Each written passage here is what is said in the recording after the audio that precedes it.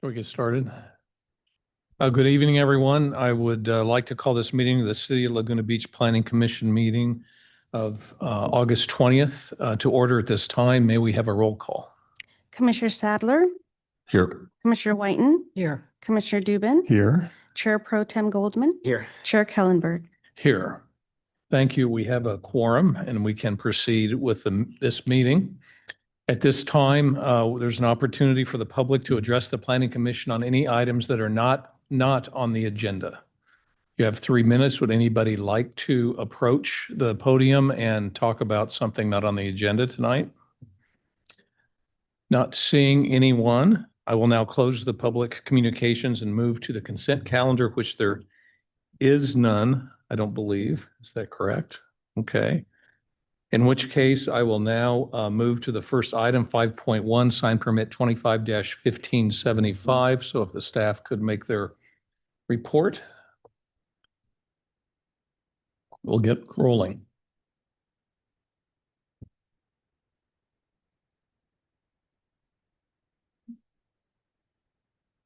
Okay, thank you, Chair Kellenberg, and good evening, members of the Planning Commission. Item 5.1 is a request for a sign permit for the restaurant Piatti. The project site is located at 222 Ocean Avenue within the downtown commercial district of the Downtown Specific Plan area, and the site is improved with a restaurant with an outdoor dining area and a second-story residence. The property is listed on the city's local historic register and was designed by local architect Aubrey St. Clair. The proposed sign permit includes one non-illuminated wall sign and one illuminated blade sign. The proposed wall sign will be approximately 7.5 square feet with letter heights of 17 inches, and the wall sign will be fabricated with maroon painted aluminum. Both of the proposed signs were evaluated by the city's architectural historian, and feedback was received to reduce the wall sign letter height to be similar to what was there previously for the bank, which has been reflected on the plans before you tonight. The proposed illuminated blade sign will be 1.9 square feet in sign area and will use the existing bracket structure on the building face. The sign will be fabricated of white and maroon painted aluminum with letter heights of 5.5 inches. The illumination will be provided by downward facing and hooded fixtures powered by solar panels and will contain 3,000 Kelvin LED bulbs emitting a soft and warmer lighting. Overall, staff finds that the proposed signs meet the requirements of the municipal code and design standards of the Downtown Specific Plan and recommends that the Planning Commission conduct a public hearing and adopt the attached resolution approving the sign permit and find said action exempt from CEQA. That concludes my presentation. Thank you. That concludes your presentation. Yes. Okay. Are there questions from the Planning Commission for staff?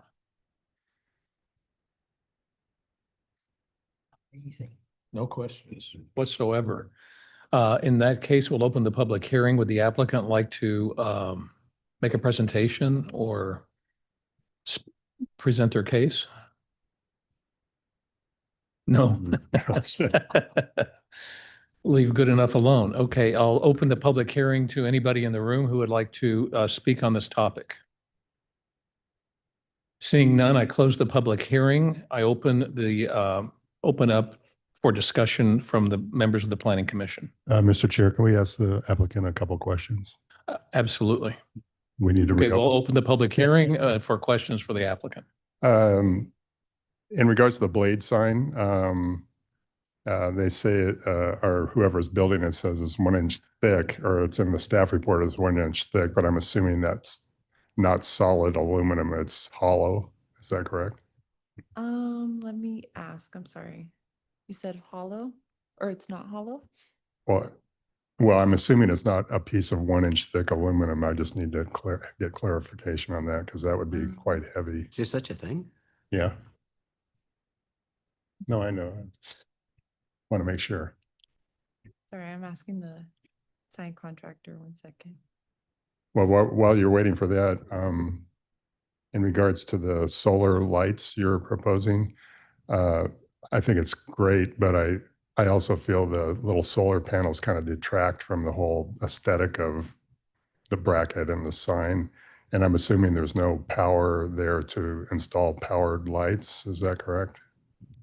He said yes to the hollow aluminum. Yeah, okay. And then, you said there's no, sorry, I have to, So I was wondering why you chose solar lights versus powered lights, because I just think aesthetically the little solar panels kind of detract from the design.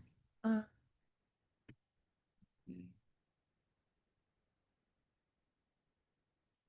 sorry, I'm just standing. That's okay. While you're looking, I have a question for staff. Did I hear you say that you're recommending that the letters actually be reduced from what's in the application on the wall sign? It was recommended by the architectural historian that the letters be reduced, which they've already done. So it's reflected in the plans. Okay, so staff is supportive of the current Yes, application? Okay. yes. You said there are no solar lights? What's that? He said no, there's no solar lights on the, That's what's in your plan. um, And the image shows solar lights with the little solar panels. Chair, if I may offer a suggestion, if both the applicant and the commission majority prefer that the electrical not be, or the sign not be solar powered and they simply run electrical to the sign, that could be a condition of approval for your consideration. It's really an aesthetic thing. I don't know if there's power there, which is why I'm assuming you went for solar powered lights versus.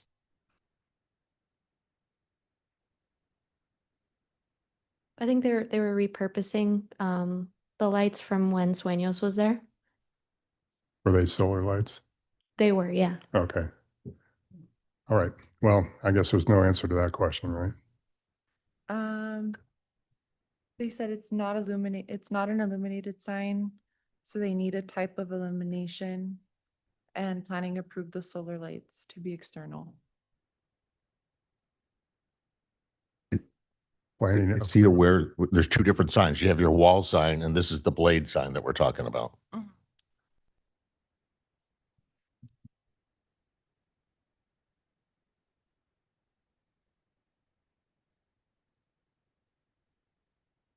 You could feel the suspense, can't you? It's very exciting. And Chair, if I may, shown on your screen is an existing photo, current as of April of this year, showing the blade sign bracket without a sign, and we do see the solar panels mounted to that bracket. Okay. Well, I'm assuming there's no power there, so that's probably the reason for solar lights. It's just a question about aesthetics. And they're inherited from the previous tenant? Yes. Okay. I never noticed them then, but I notice them now. Yeah. There are additional comments or questions from the commission? As the chair, I would entertain a motion then. Okay. Move approval of, Here, Susan. you adopt resolution approving sign permit 25-1575 and finding said action exempt from CEQA. Is there a second? I'll second. Is there a vote? Commissioner Sadler, Yes. Commissioner Whiten. Yes. Commissioner Dubin. Yes. Chair Pro Tem Goldman. Yes. Chair Kellenberg. Yes. Approved. Congratulations. Record time. Thank you. You make great pizza, by the way. Okay, we'll move on to item 5.2, sign permit 25-1615. If we want to go ahead and have the staff presentation.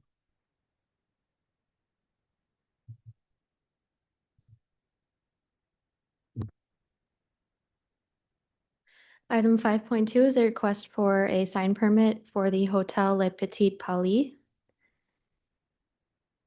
The project site is located at 30806 Coast Highway in the commercial neighborhood zone near the Montage Resort and the Aliso Creek Shopping Center. The site is improved with a 39 guest room hotel and 1 owner's unit. The hotel was issued building permits for exterior and interior renovations The exterior improvements were reviewed and approved by the Planning Commission on May 15th, 2024, and included updating the color scheme, building materials, lighting, hardscaping, and landscaping. For your reference, the renderings to the right were included in the approved plans. However, an application for a sign permit was not included at the time of the design review approval in 2024. However, the signs before you tonight have already been installed on the site. The sign permit includes 2 logo wall signs and 1 retrofit freestanding sign. The 2 logo wall signs will be located on the 2 street-facing facades, with the larger sign on the left facade near the entrance and lobby area, and the smaller sign will be located on the right facade. The wall sign near the lobby will be approximately 6 square feet with 20-inch tall letters, and the smaller sign to the right will be approximately 4 square feet with 17-inch tall letters. Both signs will be halo-lit channel letters and will be fabricated with green painted aluminum faces and returns, and will be equipped with LED modules that shine through the back and onto the wall face. The proposed freestanding sign will be a retrofit to the existing monument structure and sign panel. The sign will be approximately 7 square feet and will be fabricated of white painted aluminum with green painted acrylic letters with letter heights of approximately 8 inches tall. The monument structure will be refinished with a green painted fiber cement hardy plank siding, and the illumination for the sign will utilize the existing downward lighting fixtures. Overall, staff finds that the proposed signs are consistent with the municipal code requirements and the sign design criteria, and recommends that the Planning Commission conduct a public hearing and by motion adopt the attached resolution approving the sign permit and finding said action exempt from CEQA. And that concludes my presentation. Thank you. Questions from the commission for staff? Yeah, I've got one. Because the signs met all the sign ordinance guidelines, I'm just curious as to why, this is another example of something that I think could have been done administratively. Is there, because it did comply with, all the sign guidelines, is there a reason, again, that we're hearing something that potentially could have just been done over the counter? Yeah, it's just because the letter heights exceed 8 inches. Oh, it's one of those things again. Okay, thank you. When this project was before us for design review, I believe we discussed the requirement for a sign permit. Did you check? I didn't re-listen to the video, but I read the minutes. Yes, and that's in there? Yeah. Okay. All right, so the applicant was aware they needed to apply for a sign permit. That's correct. Thank you.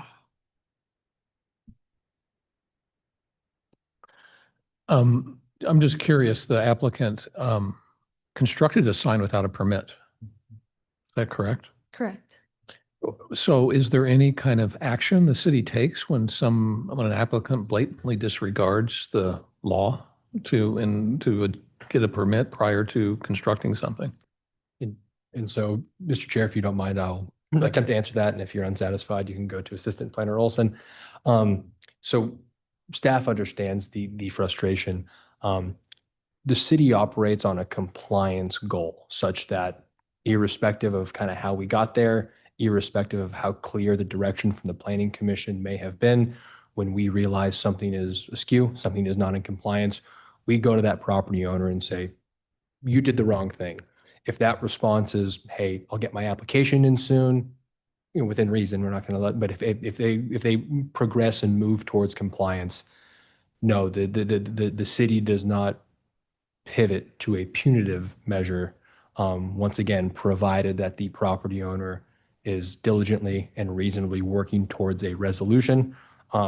I guess reasonable minds can differ on the policy approach of that. However, that has been the city's directive for as long as I have been around. And it's now I will somewhat, give kind of my take. Everyone always has a story. Everyone always has a reason about hey, I wasn't around during that time. I forgot. I lost my permit. The dog ate my homework. And once again, that has nothing to do with I'm kind of just speaking. And so putting staff in that position when someone is diligently working toward a resolution could be difficult. Hopefully that answers it. But if not, Was that the case in this situation? Did the city go to the applicant or did the applicant, just pursue the process? I will have to defer to my esteemed colleagues to my left on that because I'm not too sure. Chair, my understanding was that staff became aware of the violation during the building inspection process for the remodeling of the hotel property. And because these signs were installed without receiving the necessary sign permit approvals, staff has withheld issuing a final on a building permit that was Oh, okay. previously issued. Well, that's meaningful. So at this point, the hotel is not open and it's not functioning. Is that correct? No, it's open and functioning. There may be a TCO or temporary certificate of occupancy, but those do sunset, and it does motivate an applicant to achieve resolution. And again, the city's policy is one of voluntary compliance. Any other questions for staff? I'll open the public hearing if the applicant would like to say a few words. Well, I'm a little worried now. I'm the cleanup architect, and I like your answer, Patrick. Very good.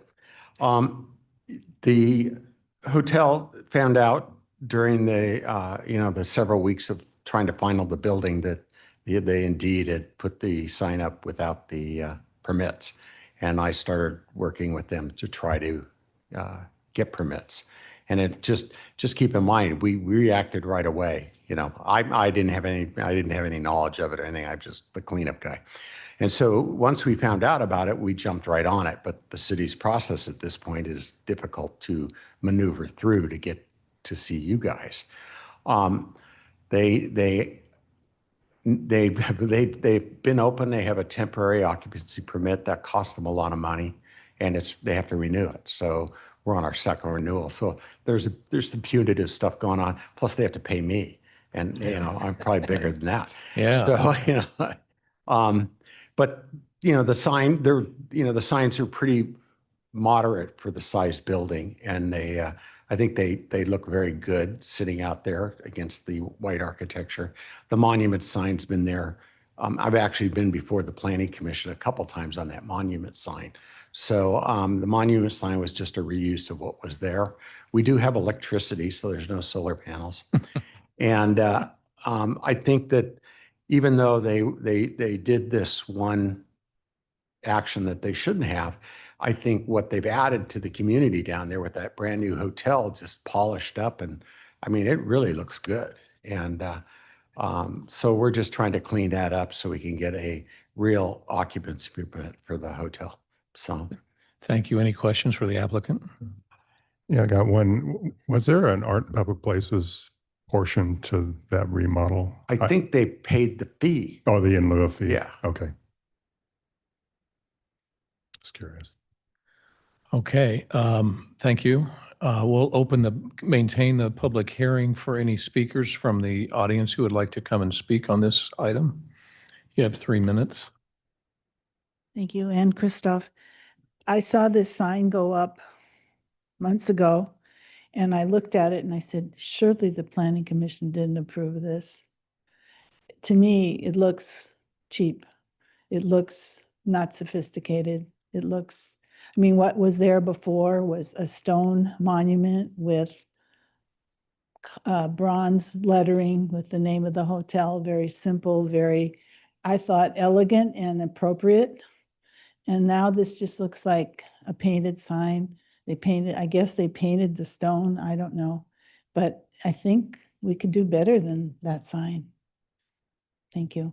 Thank you. Any other speakers? Okay, I'll close. Would you like to address any comments made by the audience? No. Okay. Any further questions from the Planning Commission of staff or the applicant? If not, I'll close the public hearing. Discussion from the commission? Just make a comment. I mean, obviously, this shouldn't happen this way, the process and stuff, but I can kind of understand how in some circumstances it could. I don't specifically remember when the initial application was coming through for the renovation of the hotel itself. As I recall, it was the architect and his team that were representing the project at that point. I don't remember if the actual ownership was present at those meetings. So, when it's stated at the end of the meeting, oh, by the way, you don't have a sign permit and you're going to have to come back for a sign permit, whether or not that was effectively communicated to the other parties that involved in the whole thing, I don't know. Maybe that's the reason why this sort of fell between the cracks, but we're in the position we're in right now. My personal feeling is that the signage is the wall signage on the building itself is relatively small, compared to the size of the building itself. And the monument sign, in my opinion, is acceptable. I don't think it's outrageously bad. So I'm willing to support the project. Yeah, I'll give the same overwhelming endorsement. It's not outrageously bad. Much as I'd like to continue this, Marshall, so you can get more fees. Oh, thank you. Yeah, let's prolong it. On the size and everything, I think it's appropriate, and I can meet the findings there. I agree. It's not great, but it's not inconsistent with the rest of the hotel, the scheme and the fonts there. So I'm fine as well. Yeah, I think it relates to their logo also. When I've looked at their other properties, there's some of that scroll work. And the fact that they kept the structure, the large structure for the monument, I thought was a plus. So, and I find it on the building very understated. So I support. Yeah, I don't have a lot to add. I think the remodel was great. The architect really, I thought, hit it out of the park. I'm not crazy about the green color, but I think the signs are scaled appropriately for the building. As far as the monument sign, I'm not a big fan of cement hardy board, but it is what it is, and I will support this application. But by the way, on the remodel, if you haven't seen it, you should go take a look at the rooms. They did a really nice job. A really very nice job. Only comment, I agree that I think the monument sign is not all that exciting. I find the logo tasteful and in proportional, nicely proportional. And so I would also be supportive. Would anybody like to make a motion? I'll move that we adopt a resolution approving sign permit 25-1615 and finding said action exempt from CEQA. Second. I guess I'll second.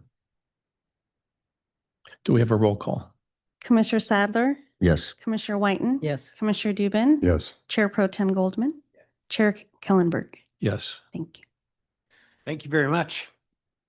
So item 5.3 is next. I'm going to recuse myself because I own property within the vicinity. So if Chair Pro Tem would like to take over the rudder, that would be fine.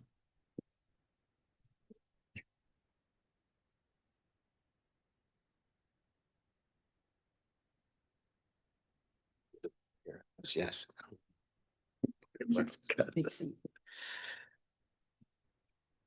Okay, staff, would like to present the project?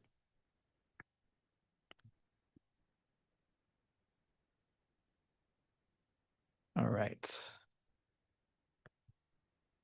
All right. Good evening, Chair Pro Tem and members of the Planning Commission. Item 5.3 is a request at 481 North Coast Highway from Laguna Nursery for approval of design review, coastal development permit, conditional use permit, sign permit, and variance to allow for outdoor display areas, 5 signs, parking lot restriping, unattended valet parking, and exterior building color changes to the existing multi-tenant commercial building. Variances are requested to exceed the maximum allowable sign area, to exceed the maximum number of wall signs permitted for the business, and to provide fewer than the required number of on-site parking spaces. A coastal development permit is required due to an intensification of use. The project site is located at 481 North Coast Highway near the intersection of Myrtle Street. On the site, there is an existing roughly 2,500 square foot multi-tenant commercial building currently occupied by Laguna Nursery, Kai Massage Center, and Laguna Nails and Spa. A shared parking lot serving all tenants is located at the rear of the property. The applicant submitted these requests in response to a code enforcement case initiated in November of 2020.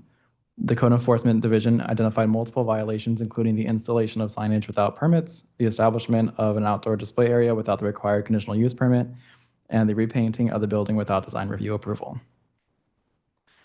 The site plan before you today identifies the proposed changes to the site. Before we go through each of these requested entitlements, I want to generally point out that the nursery itself is about the center of the property, with the massage salon and nail salon attached to the north. The proposed parking is at the rear of the site with drive access coming from North Coast Highway. The proposed outdoor display area surrounds the property on 3 sides and has additional areas immediately adjacent to the nursery. So to start, a coastal development permit is required for intensification of use. The intensification of use is a result of increased parking demand that is triggered by the proposed outdoor display area. A conditional use permit is required for 2 things, outdoor display and valet parking. As previously noted, the outdoor display is highlighted in green on the diagram. It is proposed on 3 sides of the nursery and along 3 out of the 4 property lines. Regarding valet parking, the application proposed unattended valet parking at the rear of the site. There are 4 proposed spaces arranged in 2 tandem rows, specifically designated for employees of all tenants within the building. They will have access from North Coast Highway, same as all other parking on site. Design review is required for parking and color changes on the site. Commercial parking improvements proposed include revised striping to reposition parking stalls along the rear property line and replacement of 2 standard stalls with tandem configured valet stalls for the employee parking. As a recommended condition of approval, signage and/or stenciling shall be installed prior to the final occupancy and maintained in good condition for as long as the parking spaces are intended for this use. Regarding design review of color changes, the before and after pictures are shown on the slide. The before picture shows a uniform off-white color with darker accents. The proposed color palette includes deeper, earthier shades of red, green, and beige. Proposed for the project are a total of 5 signs, 4 wall signs and 1 blade sign. Wall sign 1 is a wood sign facing north that designed to attract southbound people from North Coast Highway. Lettering ranges from 2 to 4 inches in height and includes the business name and address. Wall sign 2 is a wood sign located above the main entrance to the nursery. Lettering ranges from 2 to 4 inches in height as well and includes the business name and address. I'll skip over wall sign 3 for a minute to talk about wall sign 4 and 5. Wall sign 4, which is along the fascia board immediately right to the wall sign 2 located above the main entrance to the nursery. Lettering ranges from 10 to 12 inches in height and includes the business name. Wall sign 5 is also located along the fascia board directly facing North Coast Highway, next to the sign for the neighboring massage salon. Lettering is approximately 5 inches in height and includes the business name. Sign 3 is an aluminum blade sign hanging above the sidewalk. Lettering is approximately 2 inches in height and includes the business name. It will be mounted with a minimum clearance of 7 feet from the sidewalk below. There are 3 variances requested as a part of this application, 2 related to signage and 1 related to parking. This application is requesting variance relief to exceed the maximum allowable sign area and to exceed the maximum number of wall signs permitted for the business.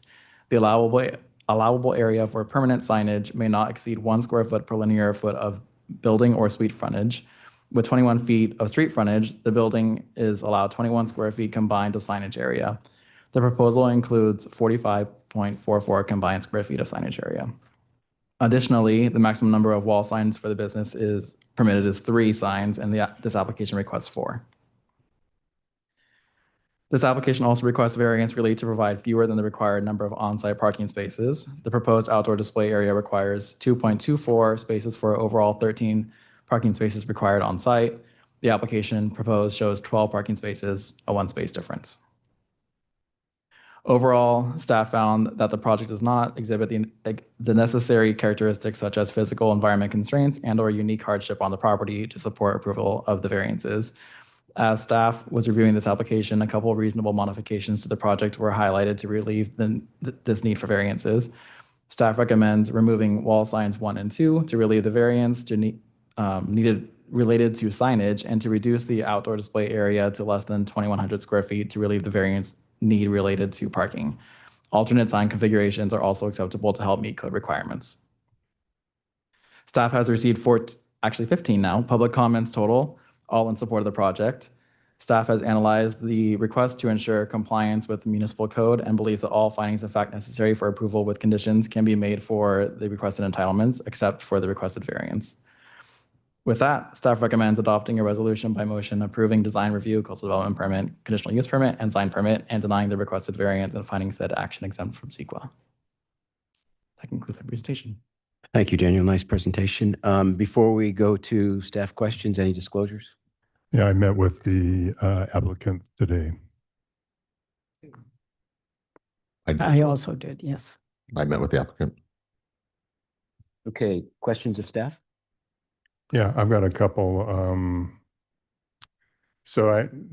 There is currently still a code enforcement case open. Is that correct? That is correct, yes. And depending on the outcome tonight, in the advent that this gets approved, would that case be closed then, or would it still remain open? Thank you for that question, Commissioner. Staff would verify that the applicant makes the necessary changes to comply with whatever approval the Planning Commission should grant this evening with respect to the different application components, which include outdoor display and signage, also some reconfiguration of the parking lot design. Okay. And in relation to the variance, under what circumstances can a variance be granted, and does this application meet those standards? I think it's already been answered, but I just wanted to ask the question again. Sure. So if you don't mind, Commissioner Dubin, it's a functioning creature of our zoning code, and it basically states that any property owner is permitted to apply to the city for a variance from the requirements of our zoning code. I am going to quote from the code because that's what it said. That's the most succinct way. Variances may be granted when there are special circumstances applicable to the property involved, including size, shape, topography, location, and surroundings that would cause a strict application of the city's zoning ordinance to deprive the property of the privileges enjoyed by other property in the vicinity and zone. And of course, as I'm sure you guys are aware, in the staff report, there are 4 required findings that are listed there. Anyone is permitted to apply for a variance. It is staff's duty to analyze and review it and then present it to you all as a city decision maker to determine whether or not those findings can be made. Okay. And one quick question on the color exhibit that was provided in the staff report. There's a picture in number 3, which is actually taken from the back side of the property, and there's a vertical sign that reads flowers. And I did speak with the applicant, but I wanted to make sure that it's understood that that was actually not part of the signage application, that it was an antique sign that is actually one of the objects for sale at the property. So I wanted to make that clear and make sure staff that's understood with staff that was not part of the sign program. Yes, Commissioner, staff would concur. The sign regulations specifically state that any signage that is not visible from a public street or pedestrian access way is exempt from the sign permit requirements. And so staff would view that particular sign as a component of the outdoor display. Okay, thank you. Is there any consideration that the front door is not part of the building frontage? It's recessed from the street? Or is it just a literal interpretation of the 21 feet? I believe it is a literal interpretation of the 21 feet. I believe it is. Yes. But that's also a potential hardship. So the way that the sign code reads is we're looking at building or suite frontage along that street to determine the total allowable sign area for a site. That site could be the property as a whole or one specific tenant space within the building. And the sign code restricts the allowable sign area to 1 square foot for every linear foot of frontage. I believe in this case, The subject suite is oriented more internally with a comparatively more narrow frontage that runs parallel and is facing North Coast Highway. Well, it fronts Coast Highway. The entrance fronts Coast Highway is my point. And so there are no examples of other projects that, I mean, is it literally on the property line, you know, that the frontage is calculated? I don't think so. So in this case, it's offset, but that is still part of the frontage. That is correct. Yeah, So Commissioner. it would be more than 21 feet. It would be double that. Would it not? Perhaps Daniel can confirm, but I don't believe we considered the wall that runs perpendicular to Coast Highway as part of the frontage. It was just the wall that is recessed into the site that is facing North That's Coast the- oh, Highway as the okay. frontage. All right. And then my other question has to do with the various comments about the Jedediah parking spaces, which when it came through Planning Commission, there were 2 spaces on site. What has happened with that?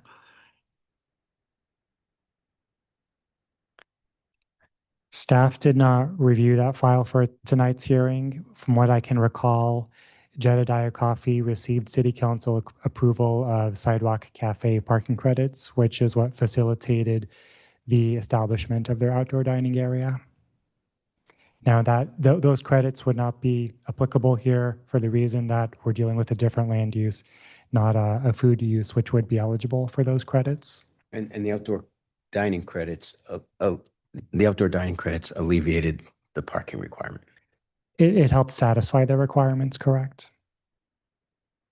Can I follow up on what Commissioner Whiten was asking? So going back, can you bring up the plan view of the whole property where it shows the Laguna Nursery in the middle there?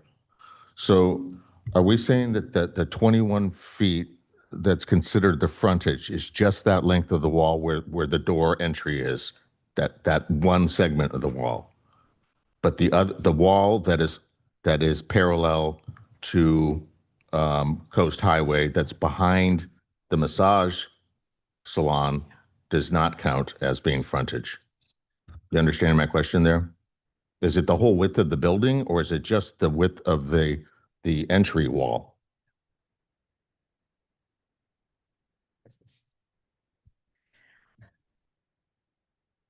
You following my question? I mean, would this nursery have more frontage if that massage salon was gone? Or Commissioner, if I may, I am going to share my screen here to help clarify. And what we'll do is we'll pull up the site plan.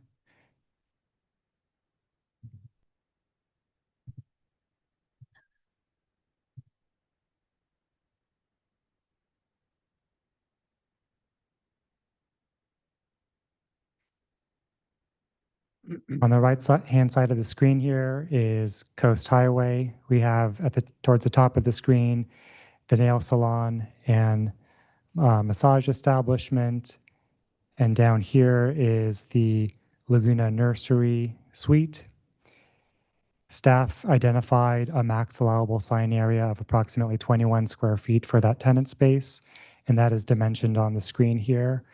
It accounts for both the wall plane with their front entry door, and we also did credit the applicant for this little bump out. pop out, okay, but it does not include that wall length that is between the nursery building and the massage salon. Nope, not that way, the other way, parallel to Coast Highway, the wall that's The shared wall. the shared wall, the wall It's actually, yeah, that's actually the back side of the massage parlor. Front eve. yeah, Oh, this no, area. Yeah. right, just that area. See what I'm saying? Imagine that the nail salon and massage salon was not there. I mean, I'm not even sure, are those separate buildings or is it all one building? It is one interconnected building, is my understanding. And no, this interior wall here was not accounted for in the allowable frontage per the city's sign regulations. And that would be the typical approach that city staff would take. That is correct. Okay. Well, because so it's basically it's because it's considered to be part of the massage salon, not part of the nursery. That is correct. And put simply, we are looking at the storefront. There are situations where storefront frontages are located to be more internal to a site. And we do try to be as creative as we can within the confines of the code. And in this case, we did account for that little bump out, which is further towards the rear of the tenant space. What is the signage on the massage salon? Is there any? I don't think there is. Just on the north. I think there was It's just side above the door. up high, yeah, up top, just along. And one on the side. And, okay. Okay, that answers my question. Thank you. I have another question. This may be a question for one of the three of you. It has to do with the resolution and condition number 16, which reads all of the special conditions shall constitute restrictions running with the land and shall be binding upon the owner of the land and successors or assigns. There's a lot in play here that we've been discussing, variances and so forth. Can this condition be revised to apply only to Laguna Nursery and not to run with the land? Or am I misinterpreting what that condition means? So I'll take a crack at it and then of course defer to planning manager Vieira. So what that condition is meant to do, and Commissioner White, and you're 100% right. You can read that and say, hey, does that mean if a different business comes in, they get all this extra stuff? And the answer to that question is no. So what that is meant to do is to ensure that future owners of the property, they are bound by it. And when I say future owners, I mean if the Laguna Nursery wants to sell to someone else who wants to come in and operate a nursery, they are constricted by the restrictions running with the land. In theory, if someone were to come in with a different nursery, albeit Laguna Nursery says, hey, we're done, it's going to be, Whiten's nursery, in theory, they would be able to similarly avail themselves to some of these conditions. Once again, it's the exact same land use. If instead someone showed up with, say, a restaurant, a nail salon, or some other use that was kind of not consistent with the code requirements, they could not say, well, hey, since you gave the nursery all of these special goodies, now I'll use myself, my law firm gets all those same things. That's not what this would do. And I will defer to Mr. Vieira if he wants to clarify and or add to that. I think Pat summarized it very well. When we have in the instance of, say, a vacant tenant space, to give another example, if someone is interested in occupying that space, we do have a conversation with that prospective business owner, that tenant, as to whether or not they can inherit any conditional use permits that were previously issued to that space. And if they are able to abide with all of those conditions of approval, it's consistent with the application that was approved, they would inherit that conditional use permit and could continue to avail themselves of those privileges. If the land use changes, they would not be able to take advantage of that CUP. Thank you. I was trying to focus it more narrowly and say, can we write this condition to apply only to Laguna Nursery, not another nursery, not Whiten Nursery, just Laguna Nursery? And so the short answer is no, probably not. If there are specific conditions based off of the required findings that you believe this operation, this kind of business use is required, you potentially could limit it to that. But no, conditional use permits by their essence are vested land use rights. They run with the land, subject to all of the qualifications myself and Mr. Vieira just said. So no, I would advise this body, do not try to condition a CUP to a specific business, specific applicant. Once again, this kind of is geared towards a specific use, i.e. a nursery use. And And so that's already narrowing, but trying to say that, no, it can only be Laguna Nursery. I want you to use you as an example. I apologize. Instead of Vieira Nursery or Donegan Nursery is not advisable. Is there any precedent where we've done this in the past? I don't. Anyway, and as I said before, I can't speak to the history of the city.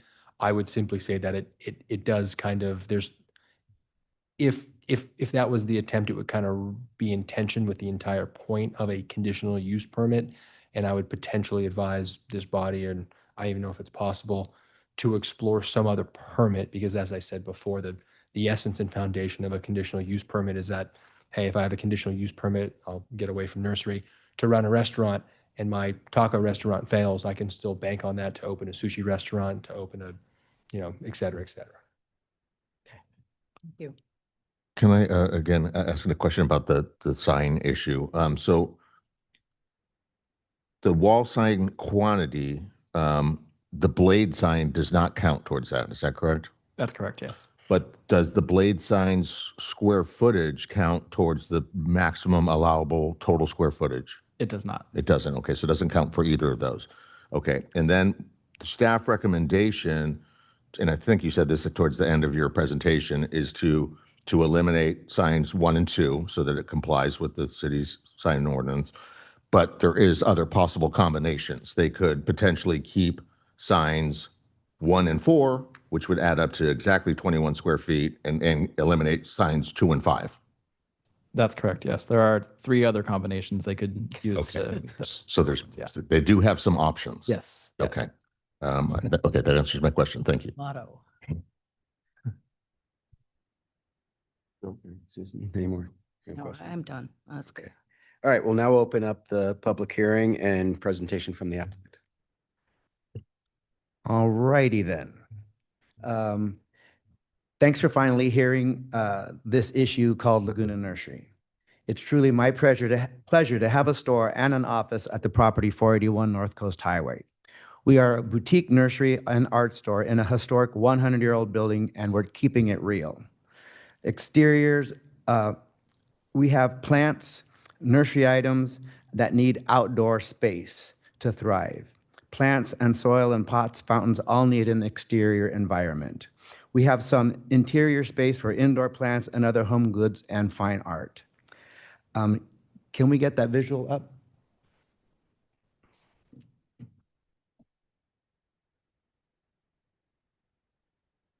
Okay, while they're getting it up. The primary factor, the city of Laguna Beach, the primary thing I think that we're all here for is that Laguna Beach is a beautiful place, and it's an enduring legacy of art colony and seaside community. It's for this that we're all here, and not necessarily the agenda item. We need to keep in context what that is, the beautification and servicing of Laguna and its residents and the city. We need to service the residents of Laguna Beach, and this is not really just a signage and parking issue, although I understand you have to have regulations. Everybody likes plants and art, so now we need to just figure out how we can solve these 2 issues. Signage. We're in a very tough location. Our frontage is 42 feet off of the street. So in order to even have a sign on the face of the building, you've got to come all the way around to see it. And by the time you get to that location, you've driven by. So a single sign at the front won't do it for us. So we have multiple signs hoping to get somebody's attention. We have the little small blade sign, and we all agree that that's not going to be an issue. Staff wants less signs. So my new proposal is to go ahead and take off the sign of the historic letters. Those letters were actually on the very first Laguna Nursery. So I'd like to reuse those because they are part of Laguna Beach history, and put them in the front. And I gave staff, Anthony and Daniel, the new location of what we might do. And then take off that one sign altogether that was at the frontage on the eve. And then the sign that was over on the north side of the building, reduce 50%. So that might get us down to your square footage numbers. So I'll leave signage alone for a minute. Regarding parking, first of all, we have parking. I mean, that's a blessing in itself because most places don't. Right now, we have 12 parking spaces, completely sufficient to service the 3 businesses that are inside that building. I wish I could say that the nursery needed more spaces, but we don't. We don't have that kind of traffic. It's really all about the nail salon. And the reason that the nail salon needs so many parking spaces is because 8 of those ladies insist on parking in the spaces themselves. So it's not even for their customers, it's for them. And that's the way it came in. And I don't want to say, hey, I'm paying 70% of the rent in the place, I should get 70% of the parking spaces. I just let it be. Every now and then we do need a parking space because somebody's coming in and they're going to get something heavy or big, so we have the potting soil or the pots. But really we don't use it because none of our employees nor myself parks in the parking lot.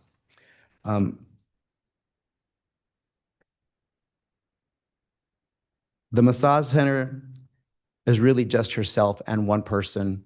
And then she's there until 10 o'clock at night or later. So really the whole parking space is open for her whenever she needs it for her clients. And so then there's rarely ever an issue with parking at our location. If the commission would grant the CUP, we would be allowed to service the community better. We would be allowed to have our parking spaces, and we would be able to. We're the only nursery in town. There isn't another location. During my time having Laguna Nursery, 3 other nurseries have gone out of business. So we are a thriving and growing business. Is my time up? What I want to say is, whereas other buildings and businesses are sucking up oxygen, Laguna Nursery is giving it back.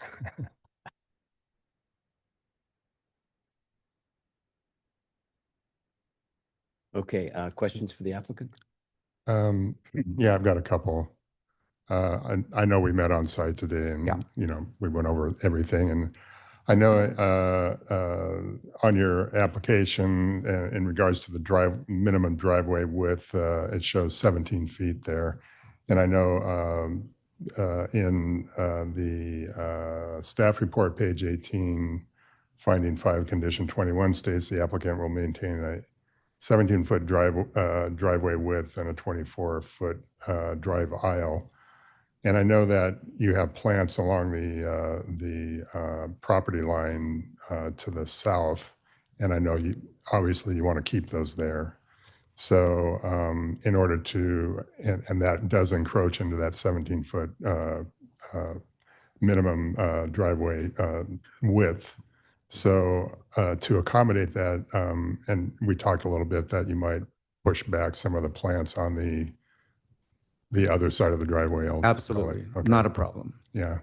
And in regards to the variances, you know, I think with the reduction of the number of wall signs from 4 to 3, moving the original Laguna Nursery sign to the front of the building stacked on top of each other, and then reducing the outdoor display area from 2244 square feet to 2100. It's a reduction of 144 square feet.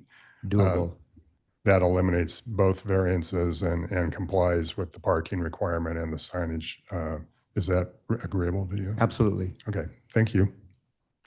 So after that discussion, you're not asking for variances. Right. Okay. And do we have a tally of how many square feet the signage is at this point? Okay, so can I ask for clarity? So you were talking about the letter signs, the wooden letter sign that would Yes. be at the front now is what you're proposing. And then what was the second sign that you wanted to omit? The one that was going to go in the front will be gone. So in other words, you're going to only have the one above the front door the one at the front eve, and a reduced one on the north side. Reduced one. Yes, 50% less. That would be sign number 1 that's stacked below the massage and nail salon Yes, signs. exactly.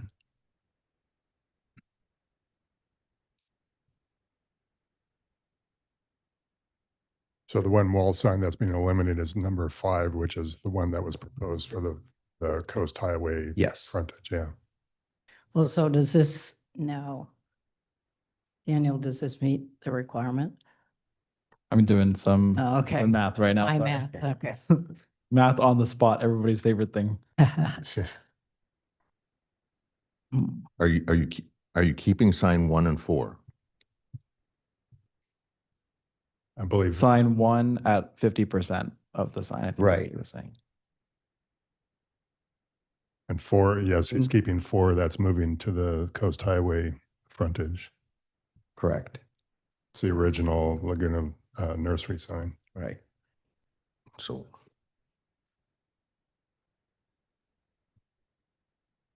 So that's the one that's going to be reduced 50%. That's on the side of the building. Yeah.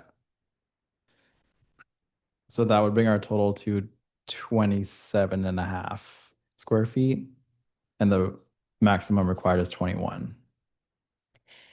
I have a question about the Laguna Nursery sign. It's not, those are carved individual letters.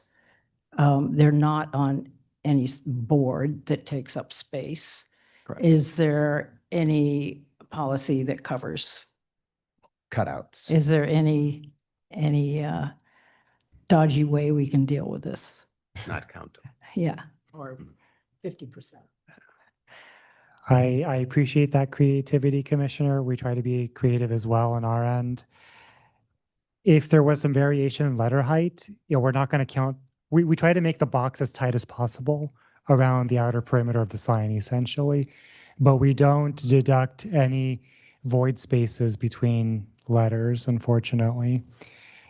If you give us a few minutes, we'll look at this. I know Daniel has prepared an exhibit that we can share on the screen here that provides a few different alternatives.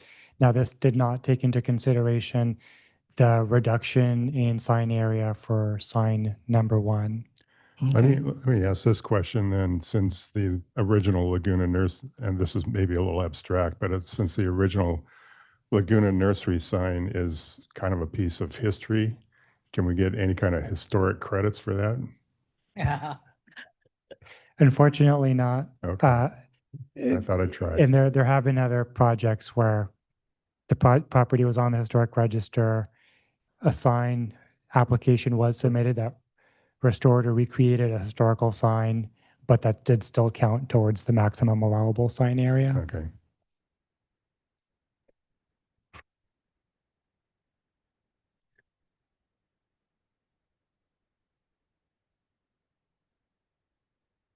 I was looking at Laguna Nursery to see if there's any abbreviation. If you had a B, LB Nursery.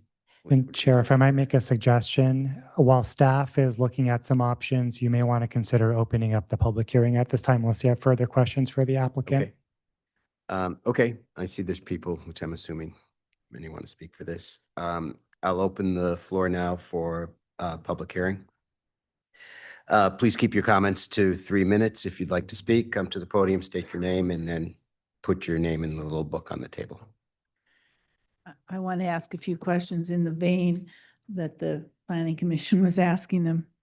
The 21 lineal feet of frontage, who gets credit for the width of the driveway? Shouldn't that be part of what's considered in the frontage of this business? That's an additional 17 lineal feet. It also, the recessed nature of the front door, isn't that a aspect of the property that is a disadvantage, is a reason why a variances might be granted? The other thing is that the kind of merchandise that he has to be outdoors. And why is really what he shows is landscaping. Can't he get credit for having extra landscaping around his building without being penalized for having outdoor display? So I would urge you to be in the vein that you seem to be doing with your questions, to try to foster a local business that is trying to promote in creative merchandise that people really need and love, and to consider all the other breaks in parking that have been given to other properties because of the state laws with ADUs. People can build in their garages without replacing the parking. 48 spaces downtown can be just given away to the promenade without being replaced. These are all efforts of the city to promote other values. And it seems to me that the reduction of parking requirements to 3 per 1,000 square feet in some commercial areas, but not in this particular one, could be considered to be disadvantageous to this applicant. So thank you for trying to allow him to do his displays that he needs for his business. That it is very hard to see his store when you're driving down Coast Highway because it is recessed and because it's not on a corner. So these are both characteristics of the property that could justify variances. Thank you.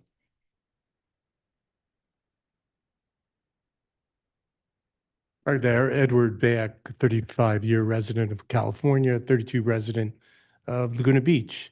You don't know me too well, but I politically was appointed twice by the president of the California Senate. One of the appointments was a quasi-judicial appointment where I had about 12 lawyers doing briefs for me. And one of the issues when I used to fly up to Sacramento all the time is to the lawyers, I said, I'm not going to read 300 pages. You need to cut it down to 12. And I'm going to ask you guys a bunch of questions, or women. And lots of times there were variances that had to be discussed when we had to make a decision. And I speak to Patrick. I think, Laguna Nursery contributes a huge amount to the community educationally and just everything about Laguna Nursery. And I know Ruben, and he puts his heart and soul in city council meetings, in working with his clients around California and even around the world. And I believe a variance, and if you look up the definition, that's the whole point of a CUP. That's how the coffee shop got opened with no parking. They don't even have a public restroom. So the issue is, the whole point of CUPs is to get a variance, and that's what Ruben's looking for. And if you look at the front of the building, he should get credit for the indentation because he's totally at a disadvantage being totally set back. So I think you need to cut him a break. And as a judicial officer, a quasi-judicial officer, I had to give a break to Mercedes North America or whoever was in the party of the litigation. And sometimes you just have to think outside the box to solve problems. And I only ask you to think outside the box, consider the variance, let him have his 4 signs. I think he should be give credit for, I think you should count the front door, and even the perpendicular side, because he's at a disadvantage. And I look at this as past experience in dealing with problematic situations. And I appreciate you letting me speak. Thank you. Thank you, Edward.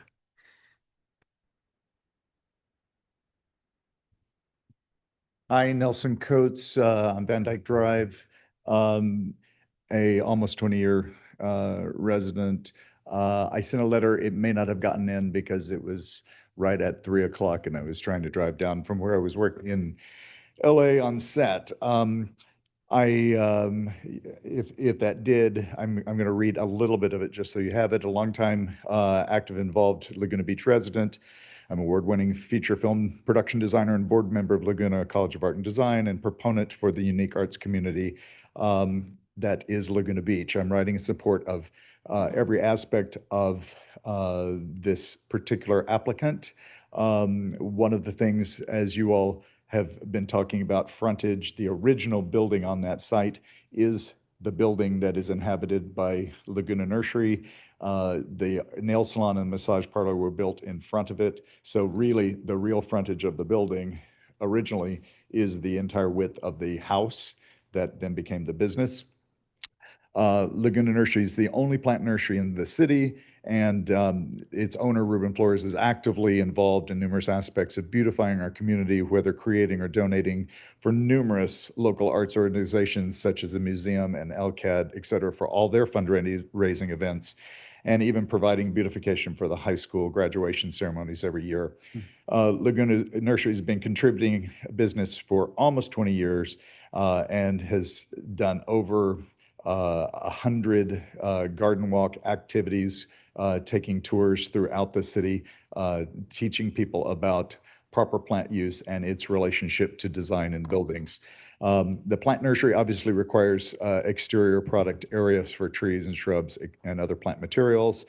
And with really no other properties on Coast Highway available to Laguna that could accommodate a nursery being available when Laguna Nursery opened at this site. He was fortunate to find this address and have its the parking and outdoor potential outdoor display area. And as you can see from the pictures, has beautified North Laguna in the process. Locals and visitors alike all exclaim and talk about how this establishment and other establishments like Laguna Nursery are the reasons they love our town. I especially urge you to approve the parking variance and remain quite surprised that such a large area is designated for parking behind such a small establishment. Thank you. Thank you.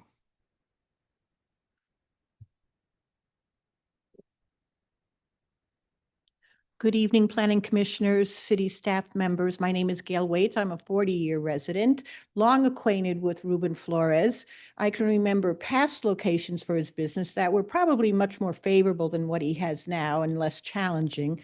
And so for him to be working so hard to continue his business, improving it, contributing to the community. I've been head of a number of organizations in town, and every time there's an event or a need for something, Ruben's there. He steps up and he uses his business to actually support communities besides his personal time. So given that, yes, we have rules and regulations and conditions, we cannot be that rigid. We have to support the merchants in town, and we need to really work with them. And sometimes we have to be creative and flexible, but this is a town that the merchants are struggling, and this is one that we don't want to have struggle if possible. And I really appreciate your deliberations in trying to help him in his business. He's really an important part of Laguna Beach. Thank you. Thank you.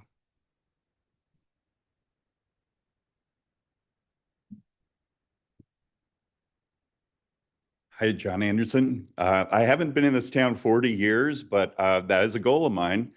I love this town, and I love saying that too.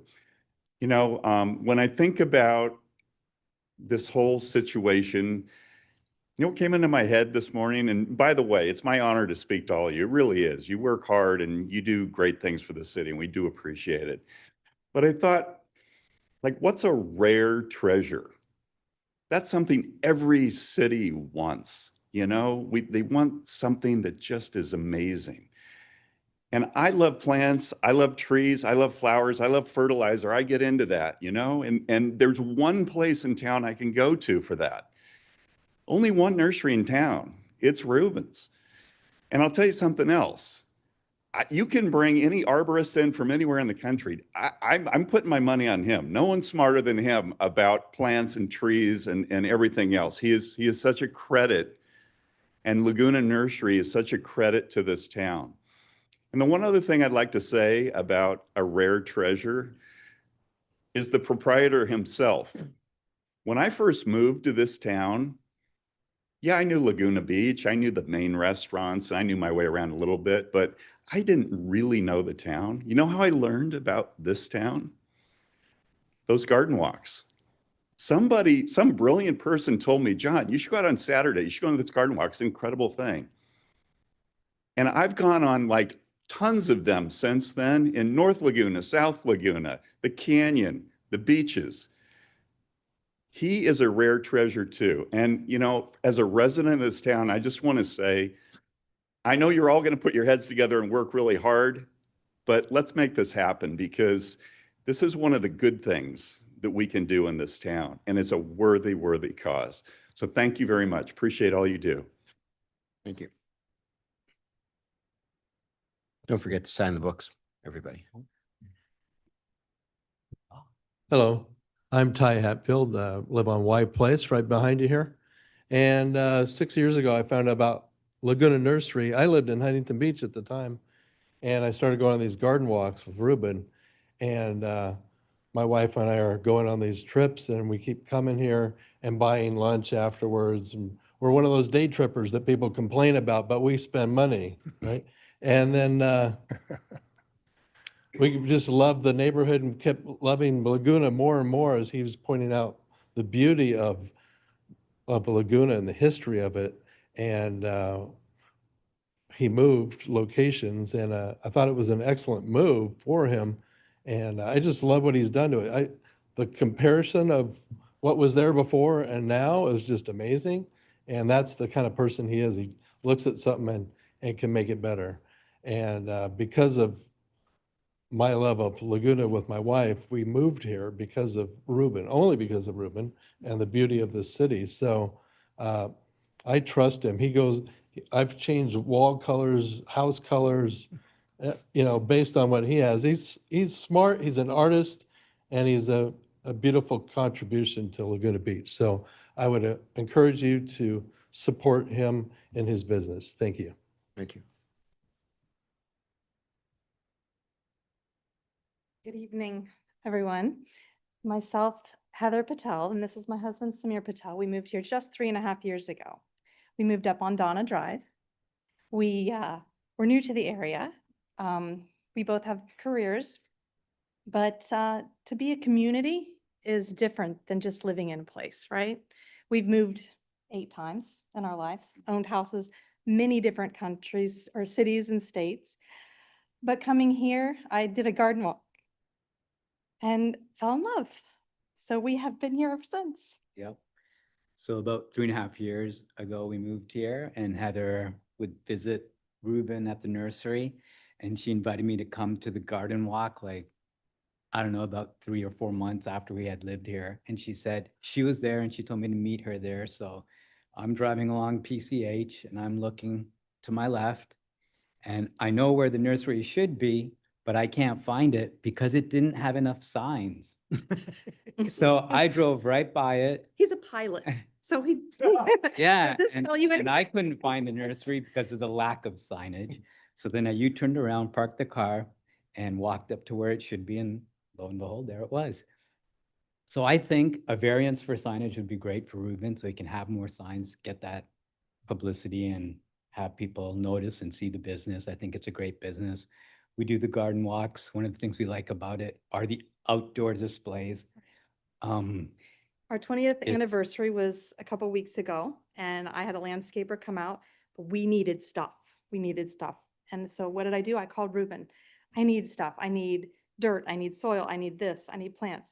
And you know what he did? He set it all out there for me. I came by, the landscaper came by, picked it all up. Where would I do that? Where else am I going to do that if it's not there for me? So we love his outdoor displays. Please let him keep those outdoor displays. We bring all the people that come visit us, family from all around the world, all around the country, everywhere. We get a lot of visitors that visit us, and in turn, we take them to Laguna Nursery. And then out to eat everywhere. And whether he's there or the shop's open or not, we can go through the outside displays, even if it's not open inside. And so I think it adds great value to the business and the city. That's it. Thank you Thank for you your for hearing that. consideration.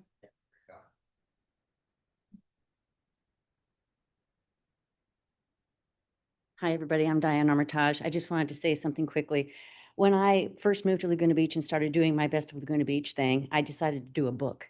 And I wanted Reuben in his original nursery in it, and that was at Mountain. And it was huge. It was this big, beautiful museum place. And I chased him all over that place time after time after time to try to get him into my book. And I know that he kept hiding from me because he thought I wanted advertising. And I didn't want any advertising. All I wanted was that beautiful place in my book to beautify my book. And we became friends from that point forward. And he is just, I call him the beautification consultant of this town. I mean, it's just unbelievable what he does in every space that he goes to. And I know that he doesn't do any marketing. He didn't want to do any marketing with me. I never even asked him. He never does any marketing. He needs as much signage and as much plants out there as possible to support his business and to keep him thriving there at Laguna Nursery. Thank you. Oh, by the way, thank you and Ruben for staying on the radio station during our fire event. That was huge.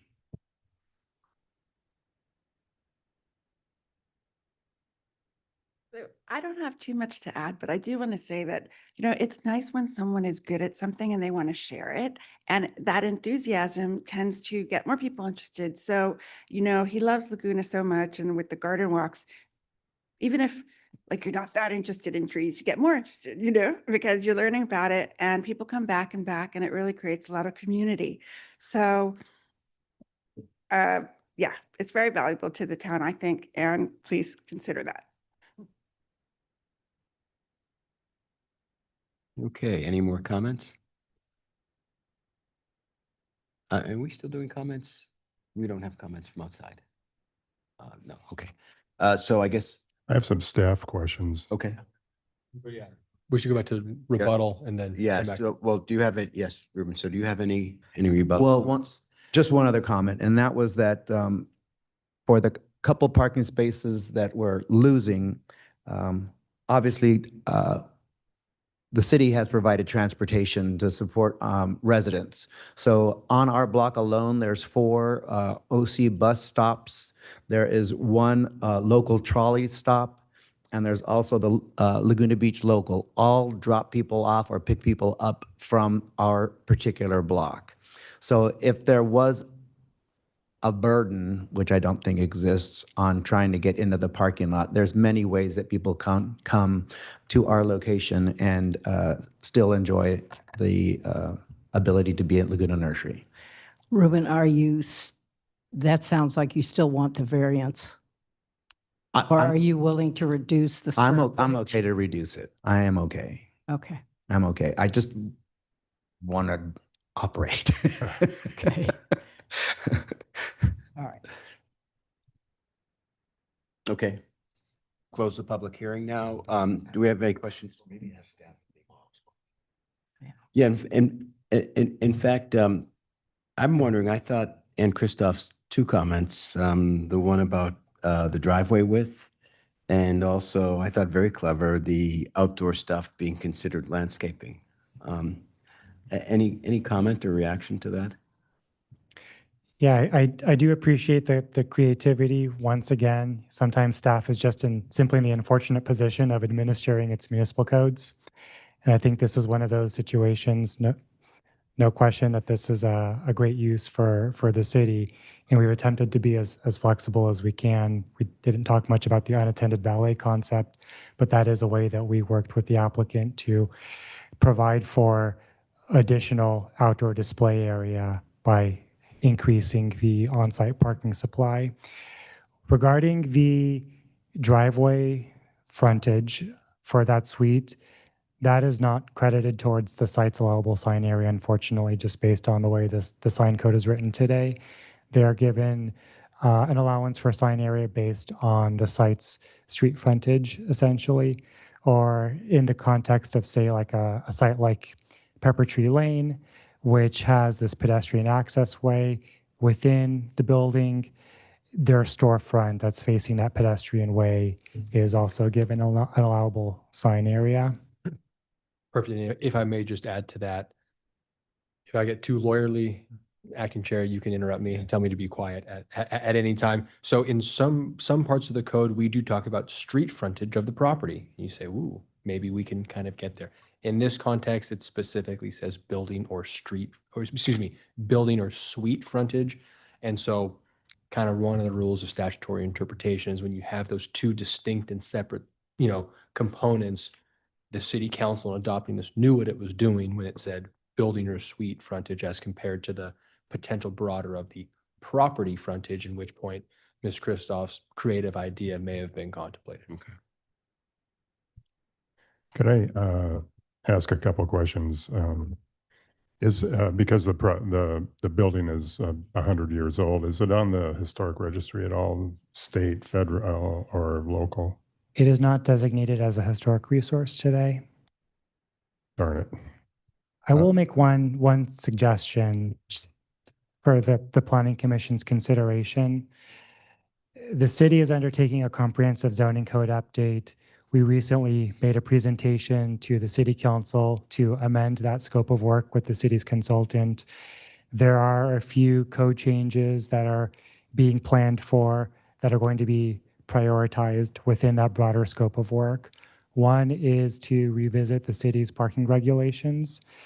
And one potential issue that's been identified is, and this has been discussed time and time again by the Planning Commission, is that in some instances you find yourselves overly constrained by the city's parking requirements. Specifically related to the applicant's request for outdoor display, given that we are now undertaking this potential update to the city's parking regulations and we're looking to act relatively quickly on that update, it is being prioritized again by the city council, and staff is moving forward ahead with that direction. What I would recommend is that the Planning Commission consider incorporating a condition of approval that would allow the applicant to seek administrative approval of additional outdoor display if the parking requirements are modified such that the on-site parking supply would accommodate that additional outdoor display without triggering a parking variance. Let me ask one more question in relationship to the sign variance, because we're really talking about about 4 square feet over the allotted, to be in compliance. Because of the difficult nature of this location, and in other words, it's set back off the street, it's got a limited amount of street frontage. Would that hardship not put it into the category of a variance being allowed to move forward? Ultimately, it's up for the Planning Commission to deliberate and decide. Staff is using its professional judgment to provide you with a recommendation for your consideration, but ultimately you are weighing all the facts before you. I would echo what Mr. Donegan mentioned earlier, pointing back to the intent and purpose of the variance provisions. It's pretty clear that this is intended to be an exception, not the rule, and there needs to be some evidence of genuine hardship such that if a strict application of the code is imposed in this instance, it unfairly disadvantages this applicant relative to rights afforded to others. Well, it seems like it kind of is in a way because, if you look at other businesses along the block there, they have, nice big signs out front. This property, and because of the nature of it, is difficult and is disallowing the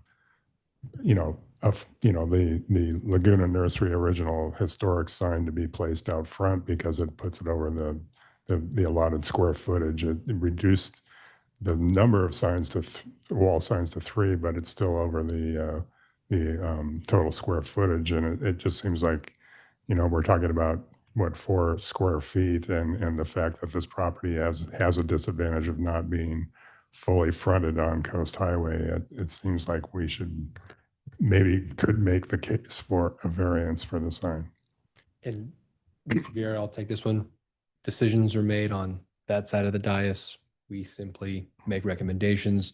Your reasons and justification are legally supportable in that. And if I didn't think they were, I would jump in and say no, but it's really up to you and your colleagues to decide whether or not it's Just asking the question.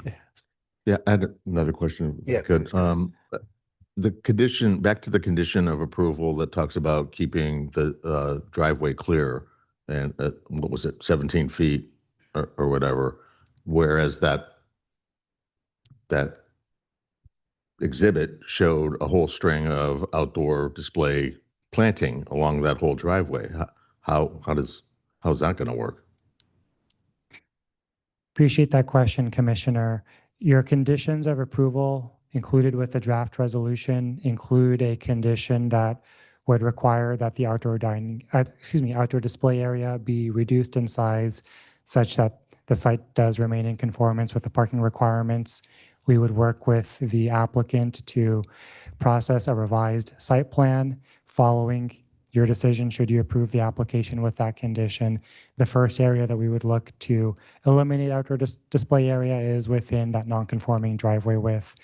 That driveway is legal non-conforming because the code minimum is 20 feet and it's okay to remain as is. This project isn't triggering a major remodel, so that's not a problem, but there is an issue with exacerbating that non-conforming condition.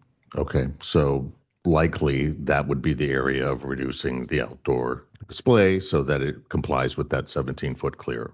That is correct. Actually, I can jump in on that one. In talking to the applicant on site, the display going down the south side of the driveway would remain, and actually the plants on the building side of the driveway would be pushed back enough to continue to allow the 17-foot clearance. There's still a portion there where the pop-out comes out from the side of the building where 17 feet from that pop-out must be clear, and that's going to require removal of some of those plants on the other side, that south side. Yeah, maybe halfway down the driveway, you would have to take out, 7 feet of plants to maintain the 17 feet. But at the street end, they can remain because you can simply push back some of the planting on the building side. Okay, well, there might be a way to fix that.